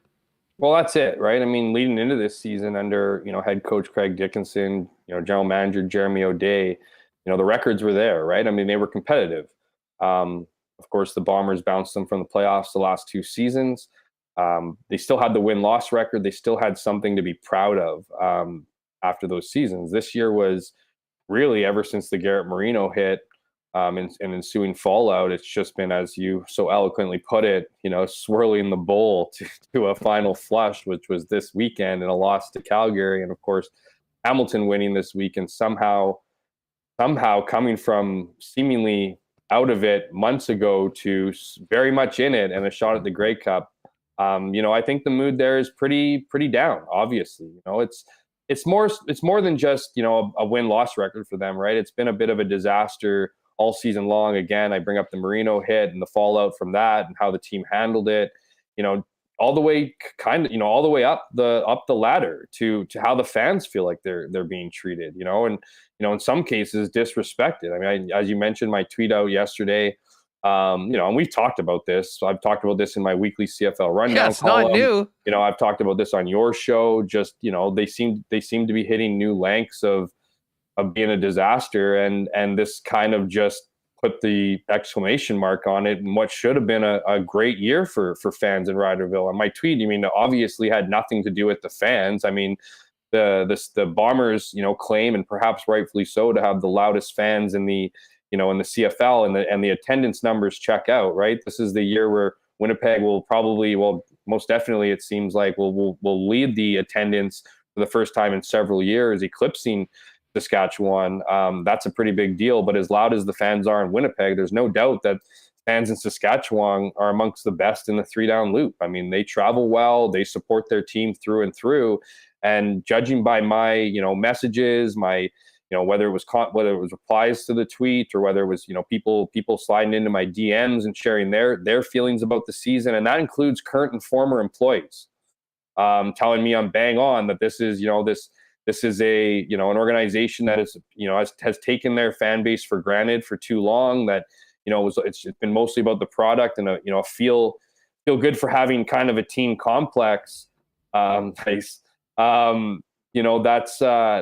certainly the case. And, my tweet seemed to work, because President and CEO Craig Reynolds called me as I got onto the plane leaving Pittsburgh Airport. So we had we had a conversation for about 10-15 minutes. It wasn't 140 characters. It was about 10 minutes long. I voiced some of the concerns that I'd been hearing, some of the concerns I've lived first experience, and we've agreed to talk at Grey Cup this year. And really, we'll see, talk is cheap. I said that essentially. I mean, we can talk about it all day long, but, it looks like he's willing to chat and move in the right direction. And I think he has to. I mean, this has been a situation where the bottom line's being affected, and we all know how important the bottom line is to the CFL, and particularly the Riders. So I see better days ahead, but that tweet of mine was more encompassing of, an organization that should be the leaders in everything. That's the thing. That was probably the biggest takeaway from our conversation, is that the Rough Riders are the flagship organization of this. They absolutely are. They were. Well, yeah, they were, but they bump everybody else's, eyeballs when it comes to TV numbers. There's a reason why they're the team that they send out east for the Atlantic Showdown, because they know they're going to get, they know they're going to fill the stands with Rough Rider fans. So as part of being the flagship, or once the flagship of the CFL, you should be setting the example for everybody else, from how you treat your fans to how how accessible you are. The CFL likes to brag about the difference in between them and particularly the NFL is how accessible they are. Well, that's not the case in Saskatchewan. It hasn't been for some years. And so, that wasn't necessarily my goal from the tweet, but I certainly think that as a positive result, that conversation is starting to be had, and hopefully change will be made down there. Hey, just quick before we get to the Jets, how do you think the Bombers handled this week? We did see that Ellingson and Wolotarski were back practicing with the first team offense today. I'd imagine they'd love to get those guys in. What about Zach? What about some of the other most important players on the team, considering they just finished a bye and have earned a bye in the first week of the playoffs? Yeah, so, a lot of people have, and understandably compared this to last season, right? They punched the Bombers punched their ticket. They clinched the West, so punched their ticket to the West final, a month before the playoffs began, much like they did this season. And so I understand the comparison between this year and last year, but there is a bit of a difference. This year was, they had the bye week, of course, through the West final, but they're playing the last week of the regular season. Last year, their bye week was at the end of the regular season, and they also had the bye week through the West final. So they had 2 weeks off. In this case, they'll have 1 week off between games, assuming that guys like Zach Claros or other players get action this week. I think, if you're asking me my guess, and I think that's what you are doing, is I think Zach will play a quarter or a half, much like he did last season. And I think, other starters will also do that. I don't think they want to have them sitting out 2 straight weeks without any action. And so I think this is, although it's not, completely the same, it's not completely different either. And so I think that they'll have Zach playing. I think they'll have, Adam Bighill. They'll have everybody who is healthy enough to play some of the game, and then probably be out at half, just so they get their reps in, so they're not, that rest versus rust situation, and you try to mitigate, any potential for injury. And we know Mike O'Shea really isn't a what if guy. He's not asking himself, what if Zach gets hurt if he plays one series or more series, right? And I think, if you ask a guy like Zach Collaros, I think he wants to play. I think he understands he's not why he didn't play last week in particular, but I think he's going to want to get it. And then as you mentioned, Greg Ellingson, Drew Wolodarski, anybody else who's hasn't got in for the last few weeks, Jackson Jeffcoat included, you want to get back and feel good. I mean, I know you want to save your healthiest for the playoffs. You want to make sure that you're, at full health. But if those guys are feeling like they can play, and it sounds like they are, that now they're back at practice, that being Drew Wolodarski and Greg Ellingson specifically, it only makes sense that you would test it in this game so that you feel that confidence heading into the playoffs, and you're not feeling a bit tentative. Because even guys like Brandon Alexander, who missed, months with his knee injury, there was a little bit of a, evolution on him getting back into the game. Like it took him a couple plays, took him a couple series to feel good. You'd rather that, couple of plays, couple of series to be in a nothing regular season game than those couple series be in a playoff game. And maybe you can't play, or maybe you get injured. So I think that's what they're going to do. And the rest of the people who are banged up or hurt are going to sit out. Not everyone's going to play. They're going to give opportunity to depth players like they did last week. Sorry, not this past week, the week before against BC, and get those valuable reps for in the event somebody gets, injured. You don't have a guy who hasn't seen live bullets, or at least has more reps in those games if he does have to fill in. All right, Hammer, let's get to the Jets. A big game tonight in the division at home against the St. Louis Blues, coming off that disappointing loss to the Leafs on Saturday night. Teams 2 and 3. Listen, before we talk about this game tonight, the upcoming week, and get your thoughts on the first 5 games, were you at the rink this morning or no? I wasn't at the rink this morning, no. So, we sort of described it at the beginning, but I don't want to kind of get into a big conversation about the lines and the power play and everything without just mentioning the concern about Rick Bowness. That was, you've been in a ton of those, a ton of press conferences before, and that was pretty clear that, Rick, whether it was just a very isolated episode, was dealing with something. And I think the first thing we should mention that I think anyone, whether you're a fan of the team, whether you're covering the team, whether you're around it, everyone, I think, legitimately concerned and hoping for the best for Rick Bowness, who, from all accounts, had a really rough ride over the course of a week with COVID. And I think if we saw anything out of that today, when he was in a little bit of distress, is going through the motions in front of the microphone, that it wouldn't surprise me at all if he wasn't behind the bench right now. And first things first, he's got to get right personally and healthy. Well, and I saw some whispers about that from concerned fans, kind of when we were reporting on the timeline, right? It was like he got tested positive for COVID leading into the home opener. And then, it was like he tested positive that day because he had felt some symptoms. And all of a sudden the talk was, well, hopefully he's back for the road trip, right? Hopefully he's back in the mandated 5 days, treating him as if he was like Mark Scheifele or Blake Wheeler, or guys who are in their, late 20s or early to mid 30s. We're talking about a guy who's 67 years old. You know what I mean? His body is not the same way. His immune system is not the same, strength as a professional athlete. He's a professional coach. So I saw some early kind of comments from concerned fans, and I never really thought about it. I just looked at the timeline. Okay, this is when the Jets think he'll be back. I think you have a tendency to kind of think of COVID as although we know, there's been certainly a drastic impact, not just here in Winnipeg or Manitoba or across the country, but across the world by the COVID-19 coronavirus. But you kind of tend to think with athletes under, the whether it be hockey or any other sport, kind of be a bit of a nothing burger. You kind of think of it as like, okay, it'll be a couple days and they'll be back at it. And that's certainly been the case for a majority of athletes. I don't know if it's clearly not the same case for a 67-year-old head coach. So I share the same concern as you and others out there for him. And I think it's only smart that he does what's best for him, that he recognized, because, I didn't watch the thing, but I was talking to some, the press conference, but I was talking to some colleagues, and, he didn't look good. Right. And he had to end things early. I'm not, this is a guy who I'm not going to say absolutely loves, talking to the media, but he doesn't hate it. So it wasn't like his excuse to get out of there or a hard question or anything. He was reeling from some of the effects. And I don't know about you, Huss. I've had COVID once. Some of the effects lingered. Some didn't come on for days, or in some cases weeks later. So who knows what his battle is going to be with it. But I think, as you said, I'll echo what you said. I think at this point in time, the concern from the Jets organization needs to be his health first and foremost, because he's got capable hands, helping him out. I know he wants to be in there. I know he wants to be the voice. I know he's the leader of this coaching staff and team. But you have the capable hands of Scott Arniel, Brad Lauer, Marty Johnston. Those guys can certainly do.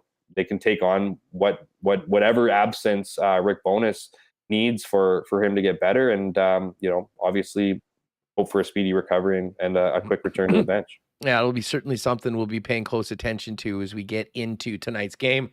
Oh, and by the way, I'm jumping on with the OB guys tonight on the pregame show just after 5. If you want to join us for that, Sure. 2 and 3. Excuse me, 2 and 3. The home opener went very well. Last week, not so much, although they did get a win in Colorado, which I don't think many people had on. And New York, for that matter. Well, for sure. The New York game, hey, it was great to, get that win. And, they took advantage of a good spot for them on the schedule as opposed to New York. And those are going to happen on, in both ways. But as far as where this team is right now, I've said I'm going to, kind of reserve big blanket judgments for 10, 15, maybe 20 games. But I find this game is huge. You don't want to start off 2 and 4, going on the road for some more difficult games, although you do have one in Zona mixed in there. But it's hard to make too many things do just because we've seen one game with Rick Bowness on the bench, albeit everyone's pulling in the same direction as far as the coaching standpoint. Where are you at right now with the start and what we've seen so far through 5 games of the Winnipeg Jets? Because at times I think there's been some things that have looked good, but certainly over the course of the last week, going back to that Dallas game and really being the second best team on the ice, in my opinion, against the Leafs on Saturday night, you realize that, you can have great feelings and vibes around a team, but there is a long way for this team to go to be competing with the top echelon of clubs in the NHL. Absolutely. And I think it was a little bit like every season has that new sense of optimism, right? They have, it was a pretty grueling offseason for the fans, and, no real moves made, a lot of guys out the door, not a lot of guys coming back in, a very much a run it back kind of feeling to this season. And then you have people coming out writing about how they're going to make the playoffs. And you know what I mean? There was just this optimism brewing from, camaraderie and a nice, hangout in Banff. Like that's somehow going to fix what ails this team. And, when you think about it, there's a lot of moving parts with this club, despite it being a lot of the same faces. We all know about the change in systems. That's going to take time to adjust. It was growing pains was essentially the theme of training camp heading into the season, that they were learning, and they were learning fast, and they seemed to be picking up on what Rick Bowness wanted them to play and the style in which they wanted them to play. But that wasn't going to happen in 3 weeks, and a handful of preseason games, several of which did not have, if any of them, besides maybe the last one, had their full lineup in it. So there was always going to be growing pains. And the other part to it is they also had a culture change. They're trying to do a culture change, and they're trying to, have more voices in there. And so other guys have the burden of leadership. And so they're trying to figure that part out on the fly. And that's a lot to ask for from a team. And then there was the whole thing, and we've talked about this, like, I don't have the Jets making. If this is going to be successful, I think it's going to be a 2-year project for Rick Bowness, because we got to figure out if this team has the mental fortitude to actually do an aggressive style of hockey. It's great that you have a coach who can explain to you and answer questions better than Paul Maurice. I think that's been the biggest takeaway from this year and last season, at least when you talk to the players, is this coaching staff is a lot more, sit down, explain X's and O's. So if you have questions, they already have the answers kind of thing. I don't think the players got a lot of that with Paul Maurice, but the expectations were the same. Paul Maurice wanted this team to play an aggressive style of hockey. That wasn't different. This team just couldn't play an aggressive style of hockey. And when they didn't get the answers to the questions they had, they often reverted back to doing their own thing. And sometimes it worked in high scoring goals and it was exciting, but more often than not, it was brutal. It was just bad hockey. It was bad defensive structure. It was guys not knowing what to do. So I think the big question mark here is this team mentally strong enough to stick with that game? I think they're physically strong enough. I mean, all we hear about is that this is a good skating team and a talented team. So I don't think that's the problem. I wonder if they're mentally strong enough to stick to this while they're not getting the results. And so if you look at the 3-2 mark right now, not all that surprised. If anything, kind of surprised that they beat the Colorado Avalanche in Colorado and beat New York. Two very good teams. I think two teams that a lot of people have meeting possibly in the Stanley Cup this year. So those are definitely the positives to look at. But I think this is going to be a 500 looking team until that consistency comes into play. And will that consistency come at a point in the season early enough so that they can start getting on the right side of 500 to the point where they can punch their ticket to the playoffs? I think this team is a bubble team. I think this team will remain a bubble team. It's interesting that you mentioned you're sort of thinking 2 years, because in theory, I think in a normal situation, that would probably be very fair. You bring in a guy to come in, you try to get some of those changes, you hope that you build a lot and maybe you make the playoffs in the first year, but you're looking to build that foundation, pour the concrete, if you will, and continue to move. This team doesn't have 2 years. Well, that's all they have with Mark Scheifele, potentially Pierre-Luc Dubois, Connor Hellebuck. And that's why, Jeff, I don't want to overreact too much to one game or the first 5 games of the season. But I'll tell you this, when we get to Christmas, when we get to 25 games in, past American Thanksgiving, and you're looking at where this team is right now, how it's shaping up in the Central Division, at a certain point, Kevin Cheveldayoff is going to be forced to make some decisions, whether you're re-signing guys, whether you're trading them. And I'll tell you what, if this season does not go the way that they and Jet fans hope, there will come a time before this year's trade deadline when you may have to make very significant decisions on some of the most important players on this hockey club, which makes the thought of working through this year and making it happen next year sort of not compute with the situation contract-wise within the club. Not to mention Rick Bowness as a 2-year deal. No, and of course I had that in mind when I made the 2-year comment. But my point into that is saying that when I say 2 years, I don't mean that this needs to be this particular season is a lost season, that they shouldn't try to work towards the playoffs. I just think they need to do enough this season to convince the likes of the players you're talking about, whether that be Mark Scheifele, whether that be Pierre-Luc Dubois, that the future looks bright. Mm-hmm. Because last season, the future didn't look bright.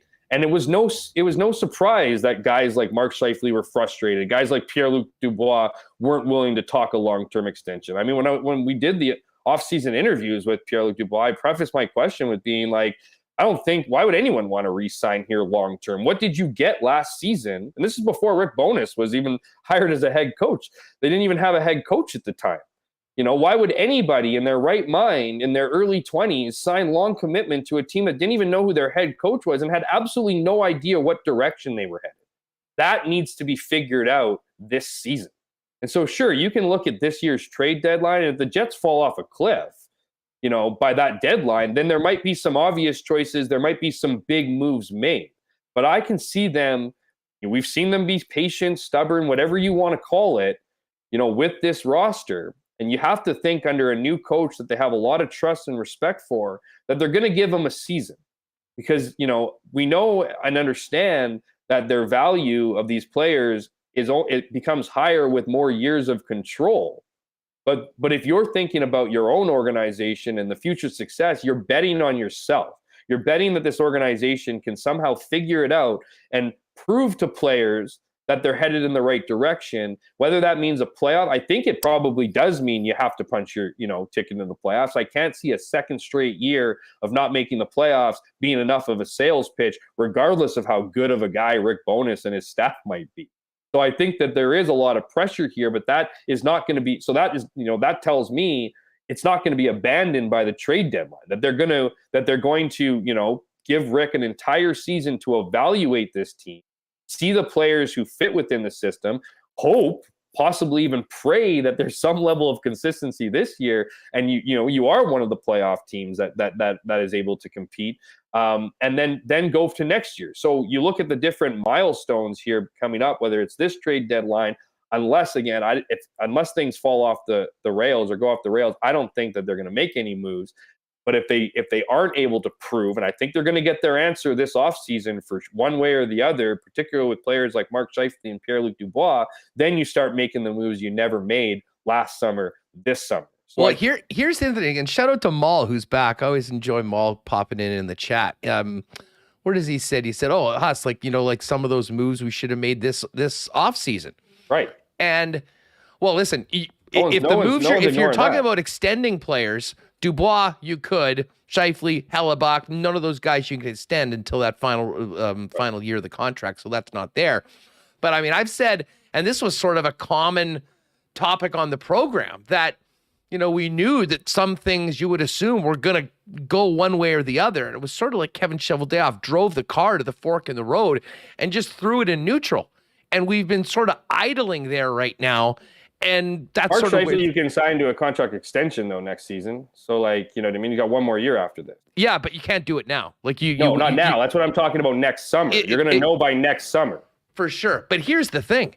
And I'm not sure you can even wait on a player like that of Mark Scheifele. I mean, and they know more about him than anybody. He's been here for his entire career. And this is part of the reason why I was talking last year about potentially considering trading Mark Scheifele, was not that the guy can't play or anything like that, is that he's such an important asset and player on this team. If you come to the point where you don't think that he is going to be the guy, and think about what that investment's going to cost all years on the other side of 31, which historically don't age as well as the ones coming out of guys in their ELCs. Mm-hmm. You know, like, if you realize that, there's a fundamental value to getting a player like that for 2 seasons, or at least for 2 playoff runs. And that's why I'm not convinced that, and again, hey, hopefully we're talking about a team that plays well and is in the mix, and, you know, it's not next year time at that point. But if the Jets get to that point and they're 8 or 10 points out of the playoffs and it doesn't look like that happens, then I think it would be almost negligent to not seriously consider making some of those moves at that point, getting more value of the club, and then using the rest of this point, or the rest of the season, you know, to be playing some of those younger players that might have an opportunity of being a bigger part of next season that could benefit from the NHL stuff. And Dubois, absolutely, no doubt. If you're double digits out of the playoff position at the trade deadline this year, that's off the rails. You know, yeah. Like that, you need to be. It's not great if you're 8-10, or if you're 8-10 points above 500 is not a good spot. You might be 8-10 points out of the playoffs in that regard. So that would be my definition of off the rails. If you're double digit points outside of the playoff line, yeah, absolutely, you're making decisions. But I don't think that's not what they're envisioning, and that's obviously what they're hoping. And when I say convincing players, Huss, I mean convincing them that the future is bright. I'm not saying that they need to go on a deep playoff run, but they need to make the playoffs, and they ultimately need to get an answer. You're going to get your answer this summer one way or another, because they're either going to sign with you multi-year deals or they're not. And then the clock is ticking. Once the clock starts ticking by the summer, then there's derelict of duty at play here, because it's one thing to see a player walk and do a playoff, have them for a meaningful playoff run. It's a whole other thing to go into a season as a lame duck and then lose them for nothing. That's not going to be the case. I mean, we've seen inaction before. That's next level inaction. There's absolutely no way, whether it's ideal time, a year and a half before the contract is, where the deadline, at the deadline, or over the summer, or at next year's trade deadline, which I think would be a massive failure for this organization if they dealt, a guy like Mark Scheifele at next year's trade deadline, not only for the fact that they're clearly not making the playoffs, what would be a 3rd straight year, but that they're getting rid of a guy who has who still has a lot of value at the worst possible time. Absolutely. So if it's not this upcoming trade deadline this season, it's definitely this summer to get an answer one way or another. And whether Mark Scheifele is saying he wants to be in Winnipeg or not, money is going to talk, and the contract status is going to reveal exactly how guys like him and Pierre-Luc Dubois feel by this summer. And listen, as important as Mark Scheifele is right now as the guy in the middle of that top line, to me, it's Dubois because of his age and Hellebuck because of his importance of the club. Or I mean, the two players that, I mean, you would like to have a better idea in 4 months as to what the potential of keeping those guys around is. Right. Because the value of both of those players far higher if you're talking about 2 playoff runs to a team that might be getting without any guarantees that they're keeping them long term. When we know how important that Pierre-Luc Dubois can be in playoff style hockey. I mean, he's been engaged. He was very, very much into it on Saturday night. And the elephant in the room is Hellebuck, because, I mean, we almost take him for granted as to how reliable he is. He's there night in and night out. God, we had enough talking about the backups last week with Eric Comrie's strong performance and Big Save Dave's first start for the Jets. But really, this is about Hellebuck, and that is the player. I mean, if you ever moved on, and I mean, I can handle a lot of changes. I love having a guy like that here. I love him, everything about him. But, you know, if you do get to that point where you have the inkling that he's not in long-term either, again, the timing of making those deals is so important. And, you know, again, we're getting on down the road, but to back it up to right now with the game like tonight, this upcoming road trip, the next month and a half, we know how important the start of the season is. And I really do think that despite the fact that we probably should realize things are going to take a little while, if you want to see real significant improvement and structural change and all of those things, the Jets don't have a ton of time to announce themselves as in the mix right now in the Central Division. And tell you what, playing from a deficit after a tough first 10 games of the season, not a great way to make that happen, which makes this game tonight against the St. Louis Blues, this upcoming road trip, and the series of home games at the beginning of November, in my opinion, as very, very important in the present for this club, as well as guiding Kevin Cheveldayoff as to some big decisions that we just mentioned.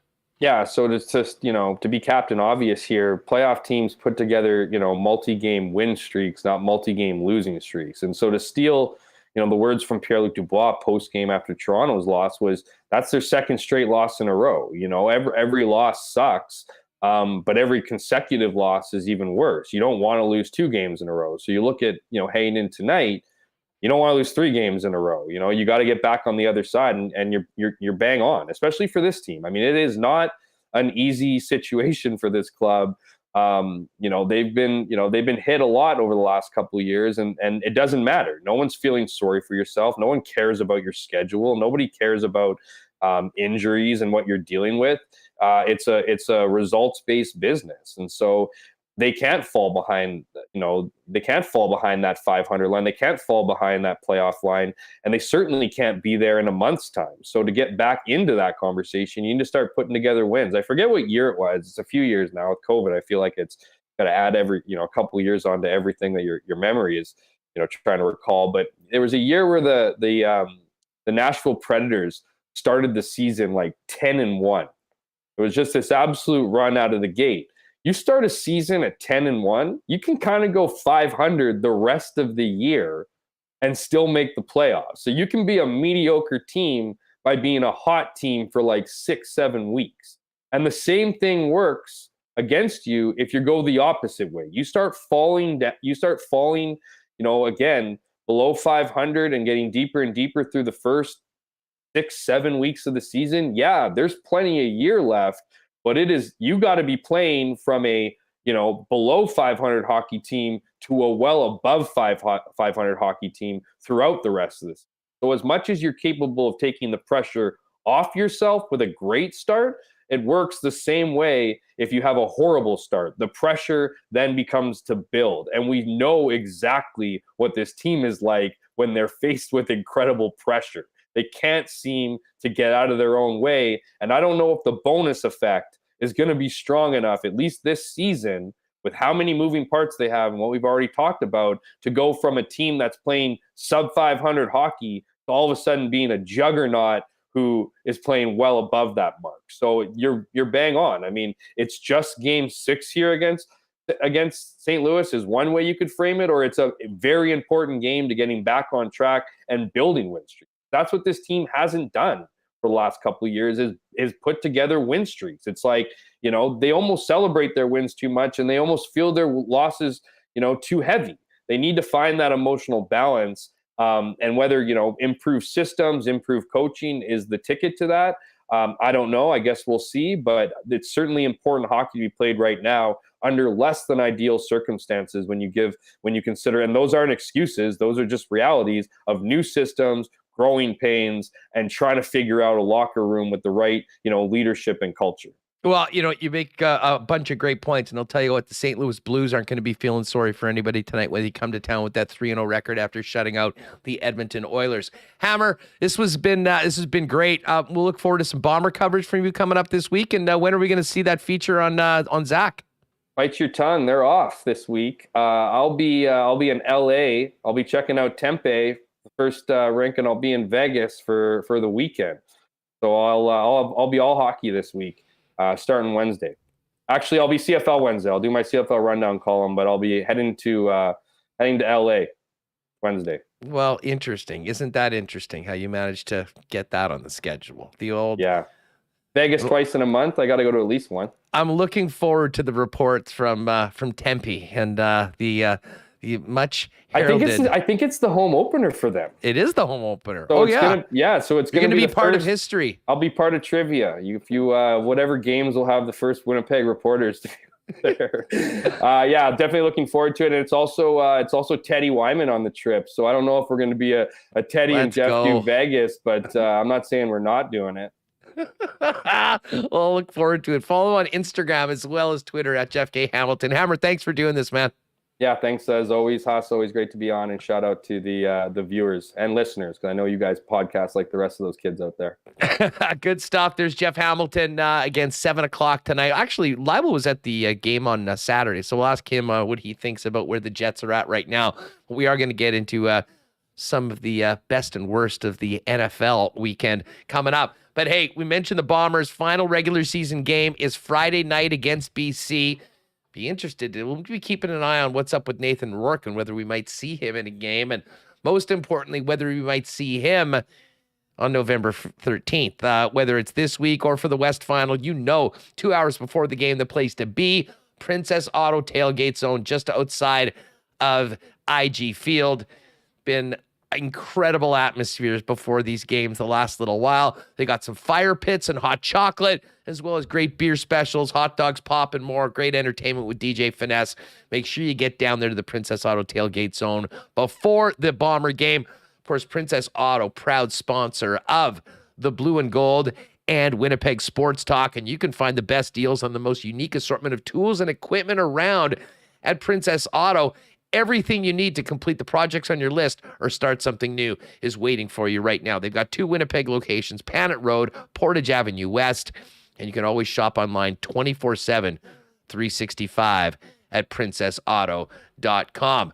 Our friends at Culligan Water continue to take care of Manitobans like they've been doing for 65 years as the leaders in water products and services. They've got water softeners, filters, bottled water coolers, whole home systems and drinking water systems, not to mention citywide water delivery services and commercial and industrial water products and solutions. Pop down and see them in person at 1200 Sargent Avenue. You can give the Culligan man a call at 204-694-5180 or check them out online at drinkculligan.com. I got to give a big shout out to our friends at Canadian Club as well, Canada's favorite Canadian whiskey. We know the CC and Gingers have been very popular throughout the summer and at Bomber games. And of course, you can pick up the CC and Ginger and your favorite Canadian Club product at the game on Friday. And there'll be plenty of that going down at the West Final as well as the official spirit of the Bombers. But for you whiskey aficionados, the final release in the Canadian Club series, 45-year-old Canadian whiskey is going to be coming up. It's going to be announced and officially released at the Spirits of Distinction event coming up, I believe, on the 5th of November. Bottom line is there are only for 80 bottles in Manitoba of the Canadian Club Special Edition 45 year as part of the Canadian Club Chronicles series. So make sure to keep your eyes open for that. And your local Manitoba liquor marts are going to have that in just over a week. So get on that if you're looking for one of the 80 bottles in the market for the Canadian Club Chronicles 45-year whiskey. And hey, a big shout out to our friends at the Nick and Nicky DQ group. Always great support from them since day one.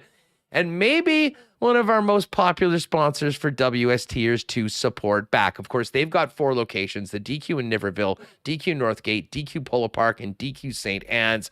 Still rocking some of those great Blizzard flavors we fell in love with this summer.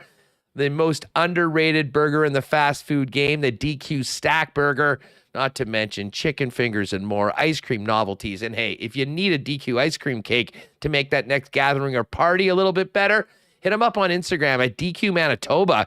They'll custom make it for you, ready to go for you to pick up it quick and easy at any of the 4 Nick and Nicky DQs. All right. The Rabbi, the sports rabbi himself, Matt Leibl. It's been a minute since we had Matt on. Let's bring Matt in now to talk about what he thought about the game Saturday night and a big, big weekend in the National Football League. What's up, Leibs? How are you? I guess I should say something like blessings to you and to Michael Remis and all the listeners and viewers of Winnipeg Sports Talk Daily. I'm doing great. It's great to be back with you guys. Looking forward to talking a little Jets and a little NFL and anything else you want to throw my way. It's a thrill. Well, listen, if you do want to throw some blessings, first off, on a serious note, throw a blessing the coach's way. I was, concerning seeing Rick Bowness in a bit of distress earlier today, obviously hoping that everything will be okay with the coach. We're still waiting to see whether he'll be on the bench tonight. And maybe throw a little blessing towards the squad tonight, because 3-3 would sound a heck of a lot better than 2-4. Big game tonight against the St. Louis Blues. And I know you were there on Saturday night, which was a frustrating night for the Jet fans in the building. That's for sure. I was there with about 12,000 of these Toronto Maple Leafs fans that, they were loud on Saturday, but couldn't help but feeling kind of badly for them, because it's easy to be a Leafs fan in October. Let's see how many of them are wearing their Leafs jerseys proudly in April and May and June. I mean, they're not going to get a chance to wear them in June. Let's not be silly.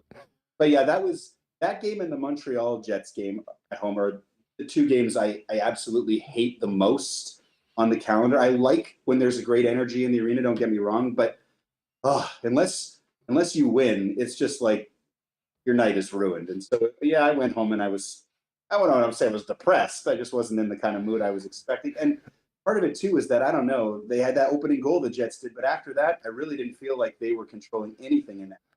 And it was kind of frustrating to watch that as well as what was going on in the stands. Yeah, I mean, I know a lot of the attention and focus from fans and some of the media afterwards was on the refereeing and some of the calls, but I'm sort of with you. I mean, listen, give credit to Toronto. I thought they played an awesome road game. They just didn't give the Winnipeg Jets very much. And, with the team that talented, even though it was the 4th line that ended up making the winning goal, which is certainly a sore spot, I'm sure, for people in that Jet dressing room.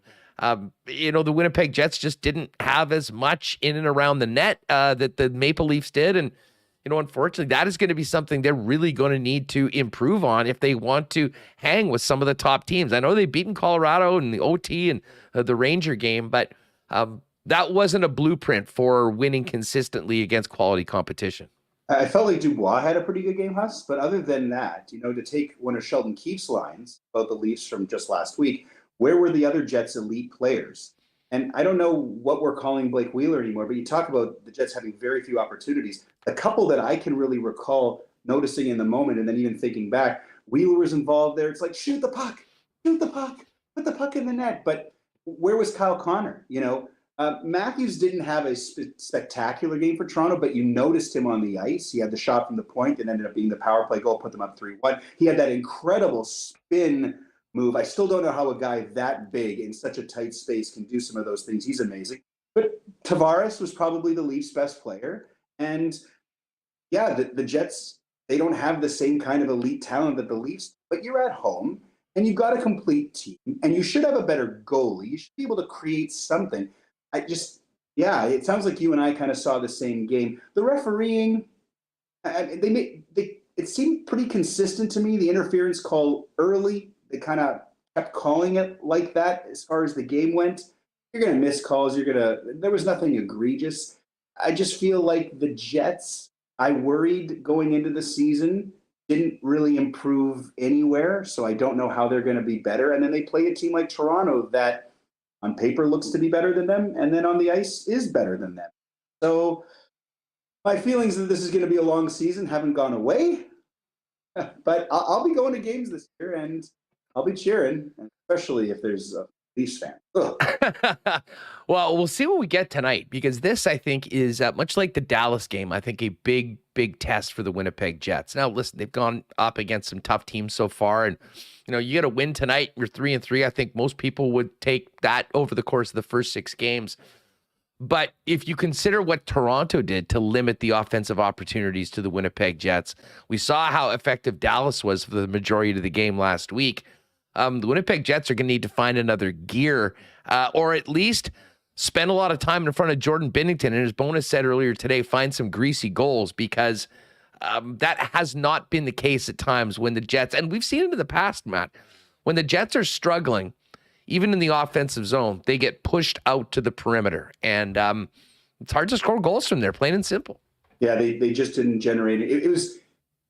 It's too much of the Jets hockey that we've all come to see over the last decade plus. Can't get to their net, can't get the other guys away from you.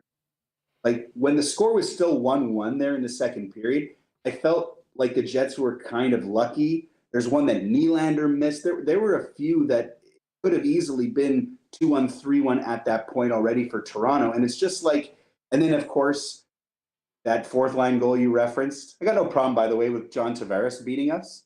I got a big problem with David Kempf scoring goals, and we lose like on a circus setup from Wayne Simmons, who's just got called up after clearing waivers. I mean, like, Wayne Simmons is a career NHLer. He's obviously at the end of his career. It's not like he's nobody, but he's not an elite player, and he's not the player he was when he was that Philadelphia Flyers kind of enforcer and good hands kind of guy. But like, that's just the hockey that the Jets have been playing too many times in the last few seasons, and that's what I saw again on Saturday night. Can't generate anything in front, no traffic, no greasy goals other than Dubois, and then can't keep the other guys away. I mean, Tavares' goal, right there.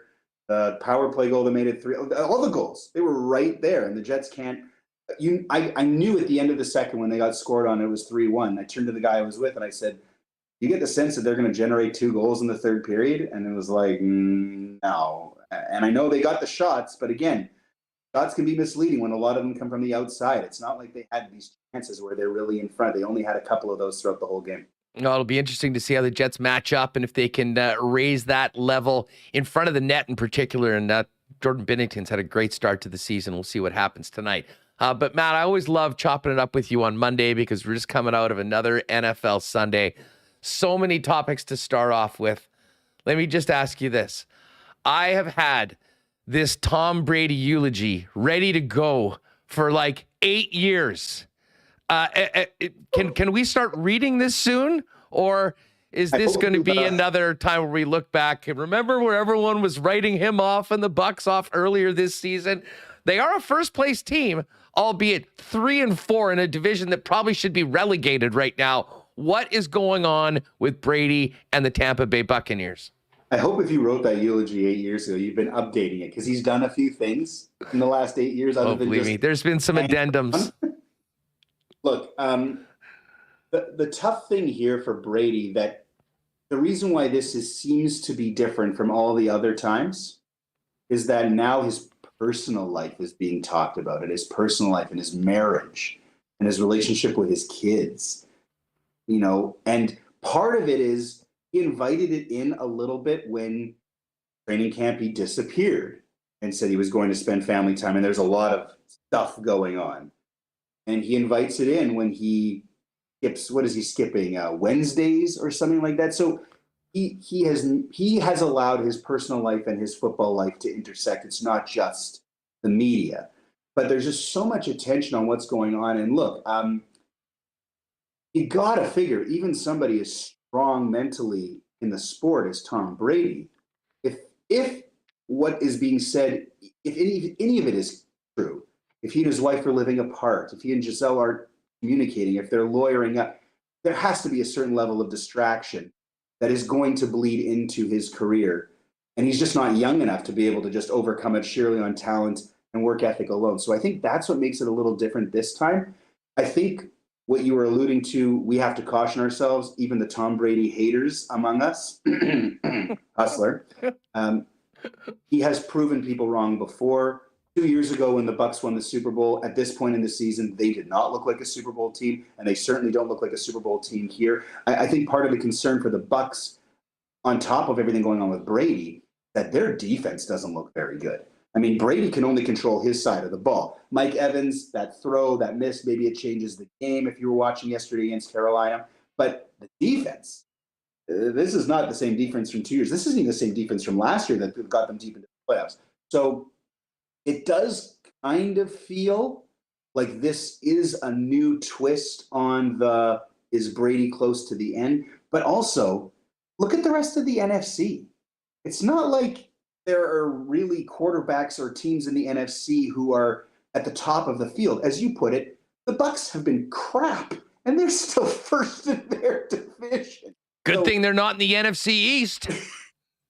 The juggernaut NFC East. Who would have imagined saying that 7 weeks into the season? All I know is, unless Tom Brady retires and stays retired for 6 months, I'm not going to believe it till it actually happens. Don't write him off. He's proven us wrong before. You know what? As bad as the back-to-back losses to Pittsburgh and Carolina were for Tom Brady, going 3 in a row in the L column to the Giants, who granted are 6-1, but were a huge underdog against the Packers. The New York Jets losing by 17 at home, and then following it up yesterday with a loss to the Commanders. You want to talk about a fan base that is on the ledge right now that's not used to it. It's the Green Bay Packers and what is going on with Aaron Rodgers and that offense right now.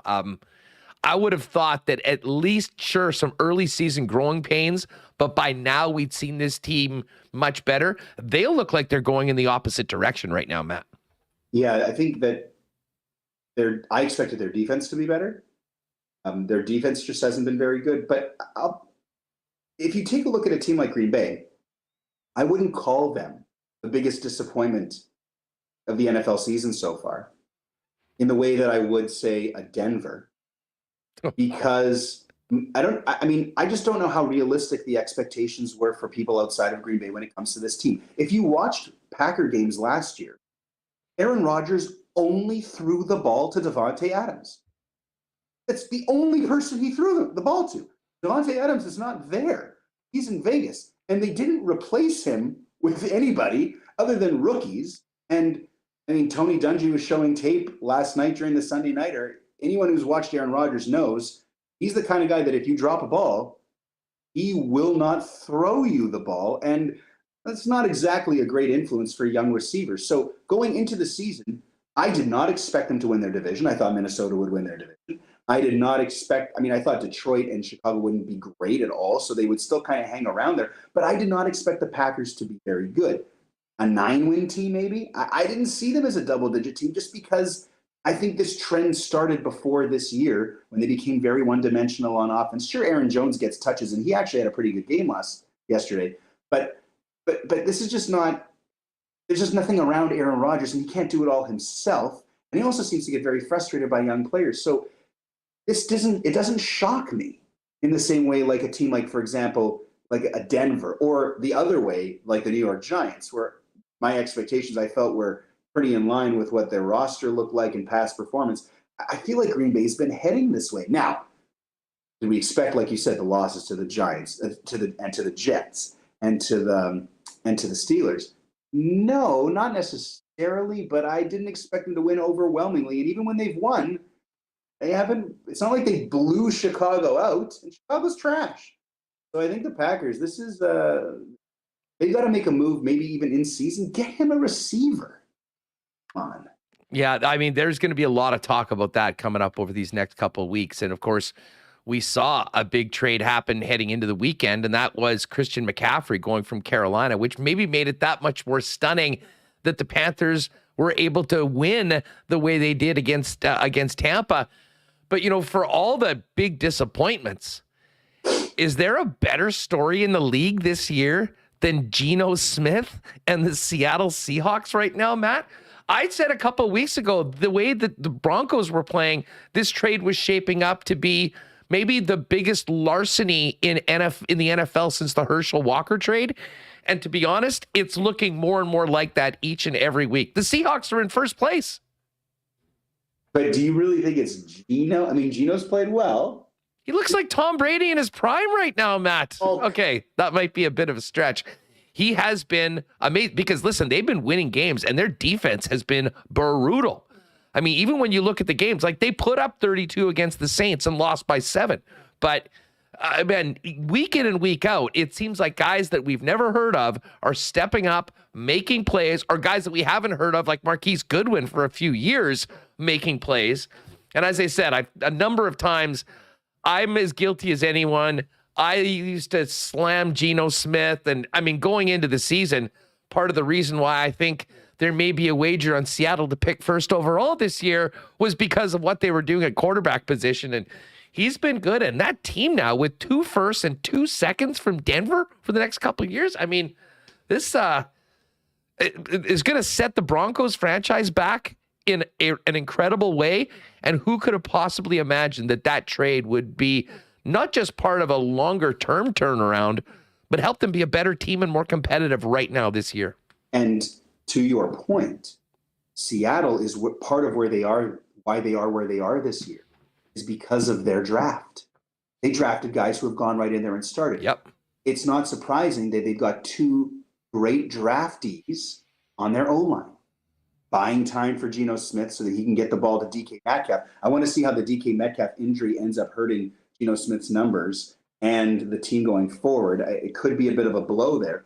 But yes, and of course, Kenneth Walker, brand new running back. Everything's looking great there. So they've got the picks that they've now gotten from Denver, but they've also drafted so great in this past draft. They're basically overhauling their team in a couple of seasons, and it's going to be great.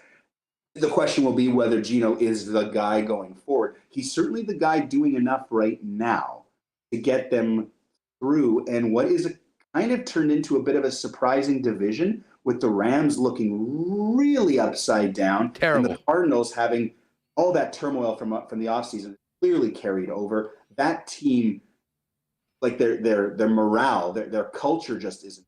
So perfect climate for the Seahawks to just kind of do their job, try and win 10 games maybe and get themselves into the playoffs. And it looks like Pete Carroll's got the squad looking like that. I would say that other than them, the Giants are still probably the best story of, wow, look at all those wins, because they only have the 1 loss and they're knocking off good teams. And Saquon Barkley looks good, like everything. And Daniel Jones is looking the best that he's ever looked. So I'd say the Giants are still number 1 feel-good story, but the Seahawks, they're a close second, and I don't think that they're worried about winning my opinion poll. They're just worried about winning games, and that's what they're doing. And the Chargers, too, like, they're beating up. You kind of beat up on the Chargers in LA. That's amazing.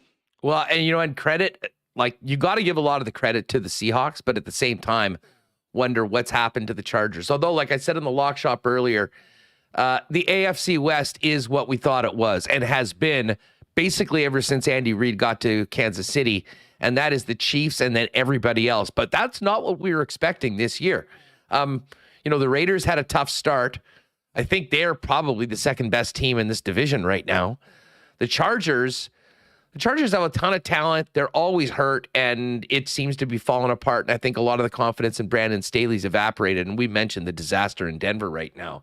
But, man, what a performance by the Chiefs yesterday, going into San Francisco, playing against one of the best defenses in the league, lighting them up for 44 points. And it was a very, very big win for Kansas City, considering how difficult their schedule is.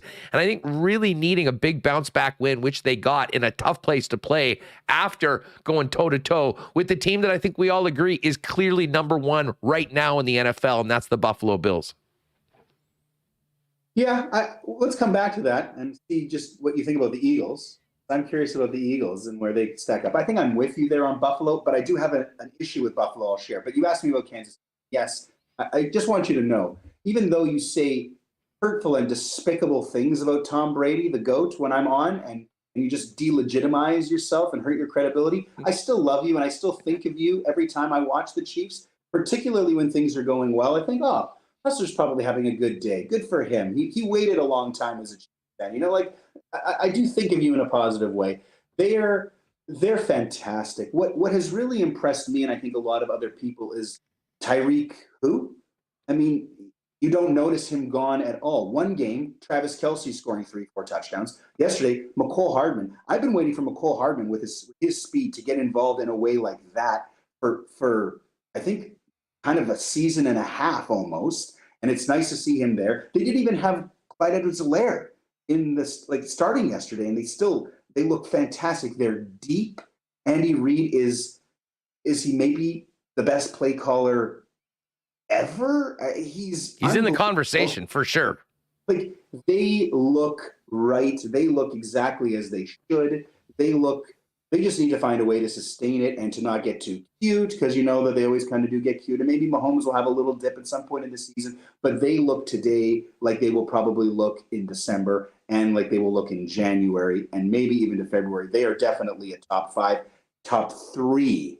I would say that for me that they're a top 3 team. The question about them is the question that's been about them even when they were winning the Super Bowl, which is, where's their defense at? But they were able to frustrate Garoppolo pretty well. Past the Niners. They had, turnovers, safety, 5 sacks right now. Chris Jones is playing well. Frank Clark got in. I mean, they all raised up, in a big way yesterday. And even, the secondary, and that's without their first rounder playing for 5 of the first 7 weeks as well, when McDuffie got hurt. So it was, they're in a very good spot right now. And I think we knew this was a team that, like so many championship teams do, get better throughout the year. But we mentioned, I don't think there's any argument. I believe for the first time in a long time, Buffalo coming out of the game against Kansas City was the number 1 ranked team DVOA offense and number 1 ranked team DVOA defense. So they deserve where they're at right now, deserve to be where they're at. I think Kansas City's clearly the number 2 team in the league right now. You seem to be giving the Eagles that nod coming out of the NFC. Yeah, I thought the Eagles were going to be good heading into the year. I had this feeling about Jalen Hurts. I had this feeling about adding A.J. Brown into the mix on the offense. Their defense has surprised me in terms of what it's been able to do. They're all over the ball. They're creating turnovers. They're thumping teams. They didn't play this week, obviously had the bye, but last week they played, was it Sunday night or Monday night when they played Dallas? I think it was Sunday night. And they were just stomping Dallas in the first half until Lane Johnson got hurt. And you saw actually how integral he was, because then Micah Parsons was able to get through and frustrate Hurts, and everything kind of changed there. But earlier in the year, a couple weeks in, I heard an interview with Donovan McNabb. And you never know with him if he's just trying to throw shade on his old employer, saying that this team's good, but they're a year or 2 away.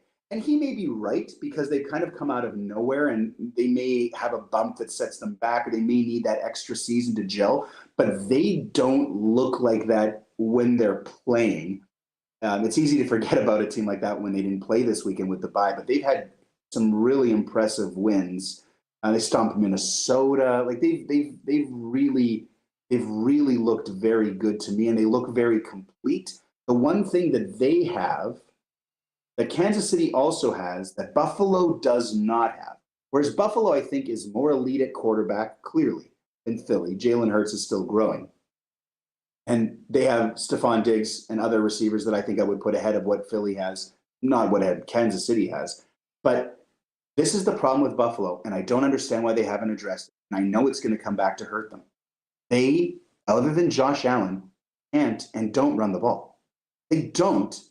And they play in a winter climate.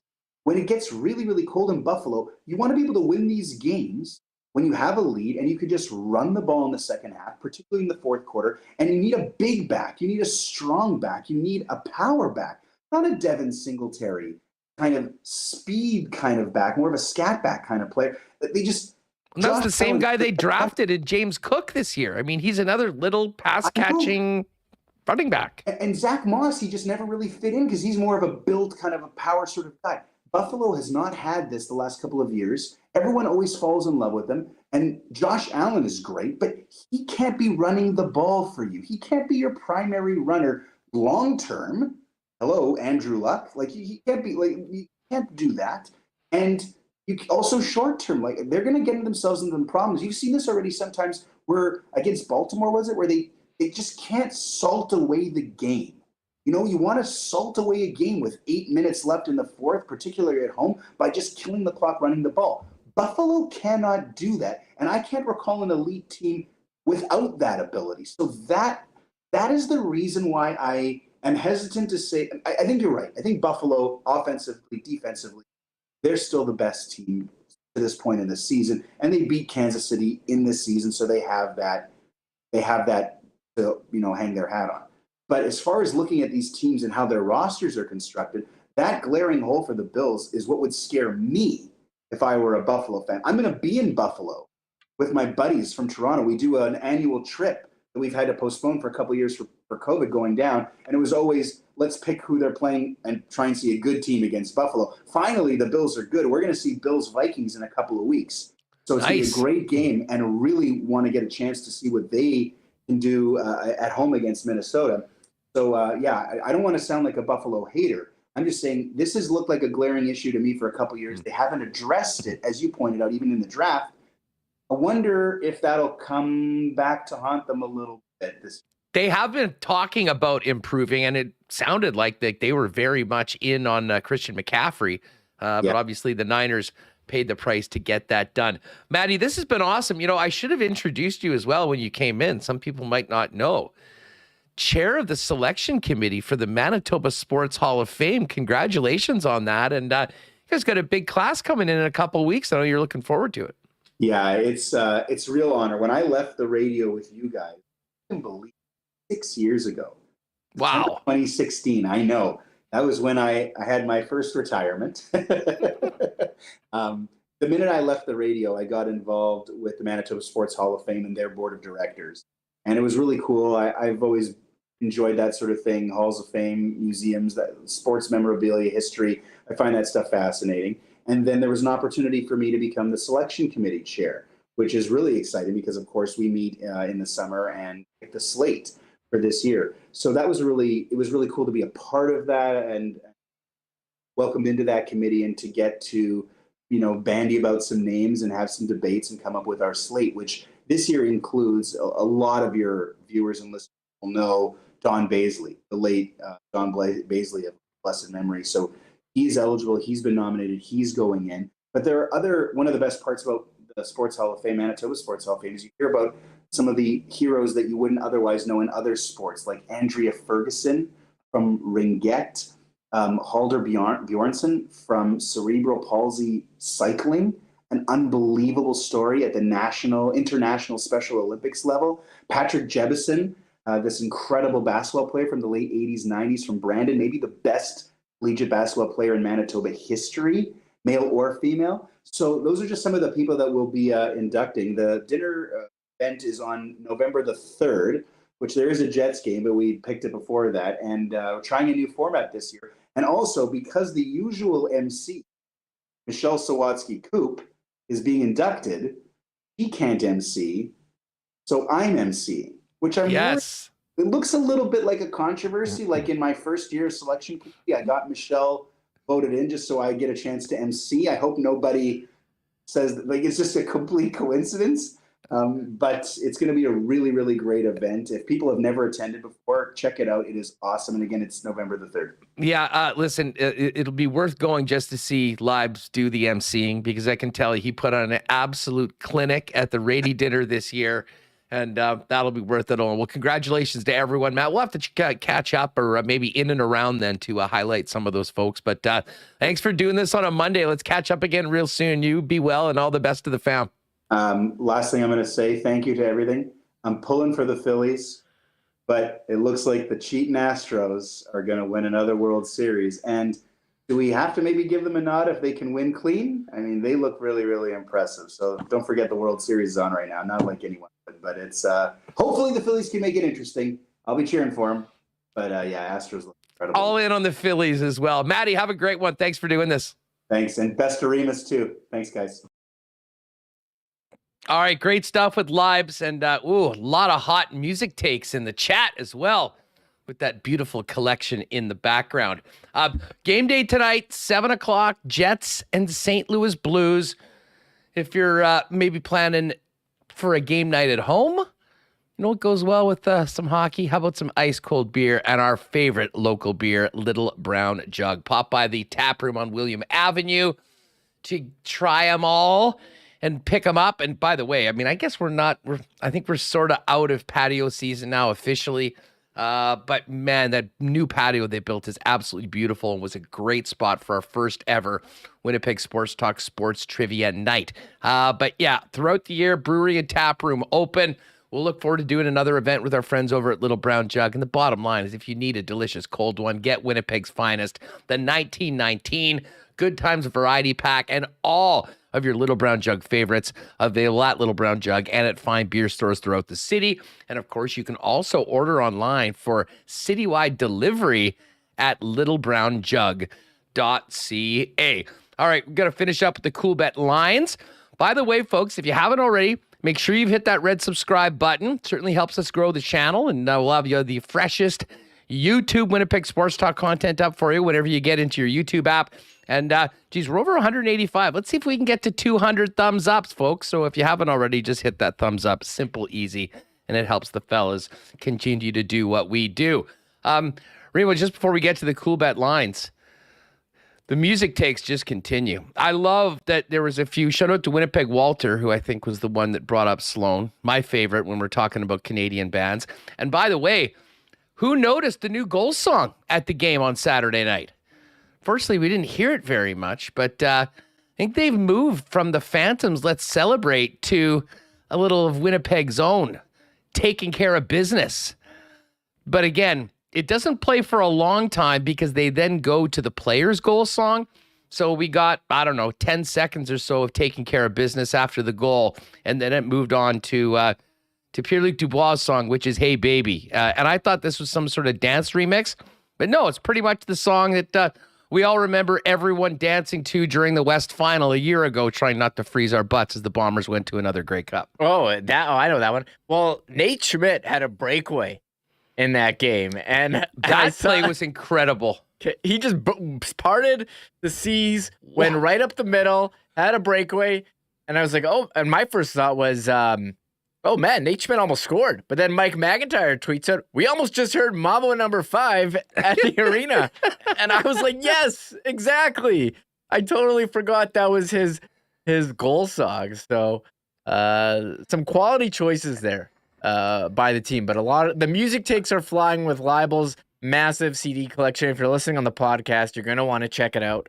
And people are asking me, we did record that earlier to accommodate his schedule. People are asking me if he has a vinyl collection. He says really small, nothing as big. He said he had about 40 to 50 vinyls, maybe about 800 CDs.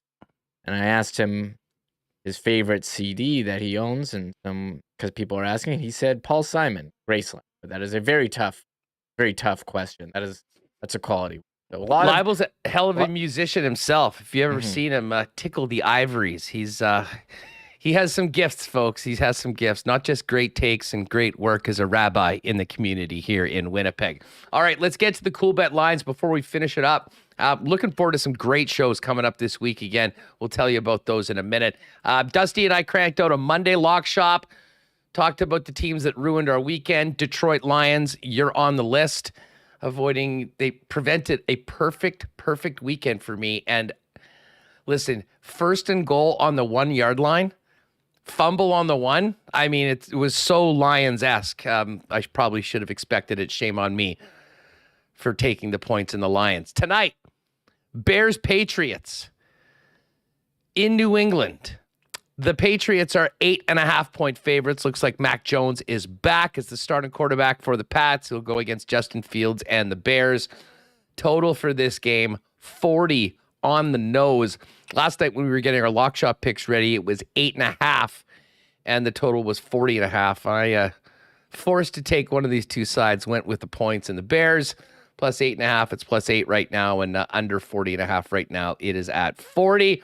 Of course, they've got all sorts of bet builder options. Some other. Oh, the other one, my favorite bet for tonight is the good old field goal prop. Over 3.5 field goals, plus 125. Let's go, Kickers. As far as the NHL goes tonight, Monday's a little busier of a night now, Remis, with these national games. And I've got a great one out at Edmonton. Pittsburgh and the Oilers. Crosby, McDavid. Edmonton minus 122 home favorites. Pittsburgh plus 104. Of course, the Oilers shut out by Jordan Binnington and the Blues on the weekend. Here, Jets a slight favorite at home against the Blues. Minus 115 for Winnipeg. Minus 102 for the Blues, who come in at 3-0-0. Straight pick 'em pretty much between the Stars and Sens. Minus 109 Dallas. Minus 108 for Ottawa. Washington plus 106 on the road. Devils a slight home favorite at minus 125. Leafs in Vegas to take on the Golden Knights. Leafs minus 114, Vegas minus 103. And the late game, a team I know you want to talk about, Michael Remis, the Vancouver Canucks at home to the Carolina Hurricanes. Canucks plus 136, Canes minus 161. And it is ugly in Vancouver. By the way, folks, if you haven't played at Coolbet, use the promo code WST on your first deposit. Hook you up with a 100% bonus on your first deposit, up to $200. Think the Canucks are going to get that elusive win tonight against the Hurricanes? Yeah, I don't either. No, I don't think so either. And Carolina's been on a grinder of a schedule. Speaking of grind, they were playing Edmonton and Calgary, and now into Vancouver. And I am totally fascinated by the Canucks. They've been a team without a plan for a long time. They haven't wanted to go into a full rebuild. Yeah, they really didn't change anything. They had all these crappy contracts that are about to expire, and then they traded them for Oliver Ekman-Larsson's more expensive, longer term contract, which was a bad move. And then they re-signed JT Miller, which, I mean, he was their best player, Huss, but they're not in a position to be doing that. And the fans on Saturday night let Vancouver have it after blowing a bunch of leads. After blowing multi-goal leads in the first couple of games, they come home for the opener, and they just stink it up against the Buffalo Sabres, who just ran the table against Calgary and Edmonton. Eric Comrie's been out of control for them. But Vancouver, was not competitive in that game. Jersey thrown on the ice. Fans booing. They booed. They tried to do a Sweet Caroline sing-along, and they booed that. They're so aggressive in Vancouver. They're confronting JT Miller while he's out with his family in the pumpkin patch. That is BC, so lame. Which is you do not do. Not cool. They're not happy in Vancouver, and I think it's going to be more pain for them tonight as they host Carolina, who's looking like a cup contender. Well, Canuck fans at the best of times can be somewhat cantankerous, but it has just started off so poorly. And I mean, the losing is one thing, but the way they've lost, blowing multiple goal leads in all of these games, or most of the games up until this point, has really exacerbated the angst, the anger, and the poor behavior from some Canuck fans. No matter how pissed off you are at your team, don't get in a guy's grill when he's out with his family at, doing some Sunday afternoon activity. Come on, man. Yeah, and Quinn Hughes is week to week, and he's not out. And Brock Besser also out tonight. I don't know. Maybe this is the time where you think, everything's going against Vancouver. The one game you think, there's no chance they're winning. They win. So we'll see. Minus 161. I'll ride with the Hurricanes for this one. Thank you very much. I like the goal. I like the props if you want to do like shots on goal or player goals. I'm trying to see who. Seth Jarvis off to a nice start, plus 245. You want to go with him. Funny, they got Sebastian Aho brackets 1997 in case you get confused with the other Sebastian Aho. We're looking at the Coolbet Is that how they identify them now, by the year that they were born? Aho 97 and Aho 99 or whatever the other guy is. Yeah. Well, this is a massive. Svechnikov, he's off to a hot start too at a hat trick Yeah. the other day, 2.5 over. Now that's minus 182, so huge favorite. But What about goal scorers here? What Kyle Connor plus 132. Connor often scores against the Blues. not much of a discount there for Connor. Gotta get, well, listen, I know more than anything, he's probably due. I mean, Kyle Connor doesn't go without scoring for that long. So 4 goals is long for Kyle Connor. So tell you what, calling it right now. KFC goal plus 132 tonight. You can thank me later on that one. Folks, great stuff. We got to get these pods up for folks to listen to on the way to the game. Thank you very much for being with us. Tomorrow, busy show. We'll recap the Jets Blues, the quick time at home on the weekend, and a look ahead to the homestand. Rennie's going to pop by. Sean Reynolds. Don't forget, he and Ken Weave will be on after the game tonight. Check them out on YouTube. And Mike McIntyre from the Winnipeg Free Press as well. Continue to send good thoughts to Winnipeg Jets head coach Rick Bowness. Hope he's feeling better. We'll see whether he is on the bench tonight. And enjoy the game. Thanks so much for being with us, folks. Thanks to the sponsors that make the show happen each and every day. We will see you, win or lose, tomorrow, 1 o'clock Central, with tons of Jets talk and more here on Winnipeg Sports Talk Daily. Have a great night. Oh, my God. Oh! Shut it down. Let's go home. Thanks for tuning in to Winnipeg Sports Talk Daily.